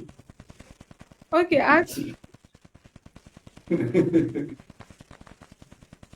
Anyway, I think we will leave that for other witnesses. But the fact of the matter is, it was going to be very, very important to know from your end, Okay. specifically, how much was that G-Wagon sold? We know about the reserve price, but we cannot tell in specific terms how much was this specific G-Wagon school. Okay, I can. I don't know if I can. I don't. I was gonna say you can check the receipt, but I don't think the receipt will separate them either. They put them together just to kind of rub mud on our faces. Sorry Honorable. for my language, but it's the hard part. I shouldn't be asking you these questions, Fatou. I should look into the books, find the records. Am I wrong or right? Yeah, but like it's there. The only It's thing. not there, Fatou. It's not there. Okay. With all due Because respect. it's lumped up. Imagine G-Wagon, which is an armored car. We're talking an armored car. G-Wagon. Honorable. Honorable. Mhm. Did you see any? Me, I can't even remember. Maybe because I'm not a car like person, but I don't know. I'm trying to think how you can get the information that you need. Please, now what we will do, research, Okay. whatever you are privileged to lay hands on in terms of record, kindly share with the committee. And thank you so very much for your time. Thank you so much, Honorable. Yeah. No, na po kay Pipan. Kaya ka nandun di Jero ko. Ha?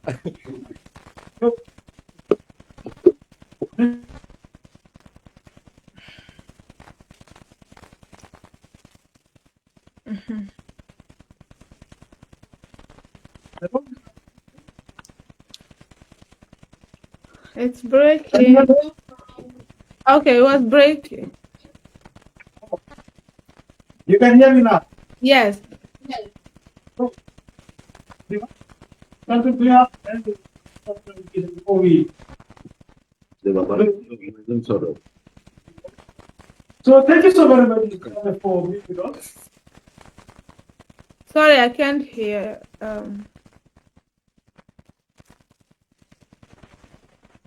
Honorable, you are muting. Nabon.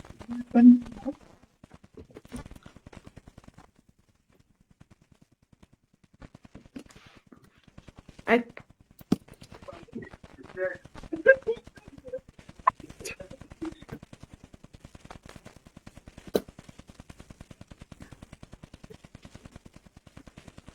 Sorry, I can't hear. I don't know if you are muted. Are you muted? Can you hear me now? Yeah. I am here with you. Okay, good. So because we are closing now, so I just wanted to thank you for being with us. Of course, in the time, you've been helpful as well, even though it's been a long day for you. So we just wanted to say thank you. We'll be closing for today and allow you to go on your businesses. But of course, when we need you again, the investigators will reach out to you for more clarification or more information as well.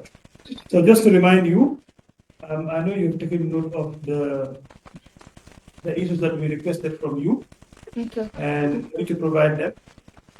Let's say, can we have them from you on Tuesday, latest? Tuesday. Today is Wednesday. Wednesday, I'm giving you almost 5 days. As to the names, I can even provide that after today. The other thing is for the statements, I'll have to contact and write. So I don't know. I will try my best to meet your deadline, Honorable Chair. But I have to write to them to request. I don't know how they want me to sign, but I'll do my best. By Monday, if I know they got dragging it, I'll reach out to my contacts to let you know the process. So please just try. We will stick to Tuesday, and in the event that you are not able to, please get in touch with us and let us know what are the obstacles so that we take another decision. Okay, but make sure by Tuesday we can have those documents from you, please. Huh? You try your best, please. Yeah, that's the only thing I have, and the names, the full name which I will give, but the first one, which is the release of sale, like I told council, he want me to write if I'm not able to get, which I will also provide. I'll make sure I do that before Tuesday. All right, thank you so very much. You are released now. Thank you so much. All right, bye-bye. Bye. All right, we are adjourning today. Continue tomorrow for Okay. Another witness. Thank you.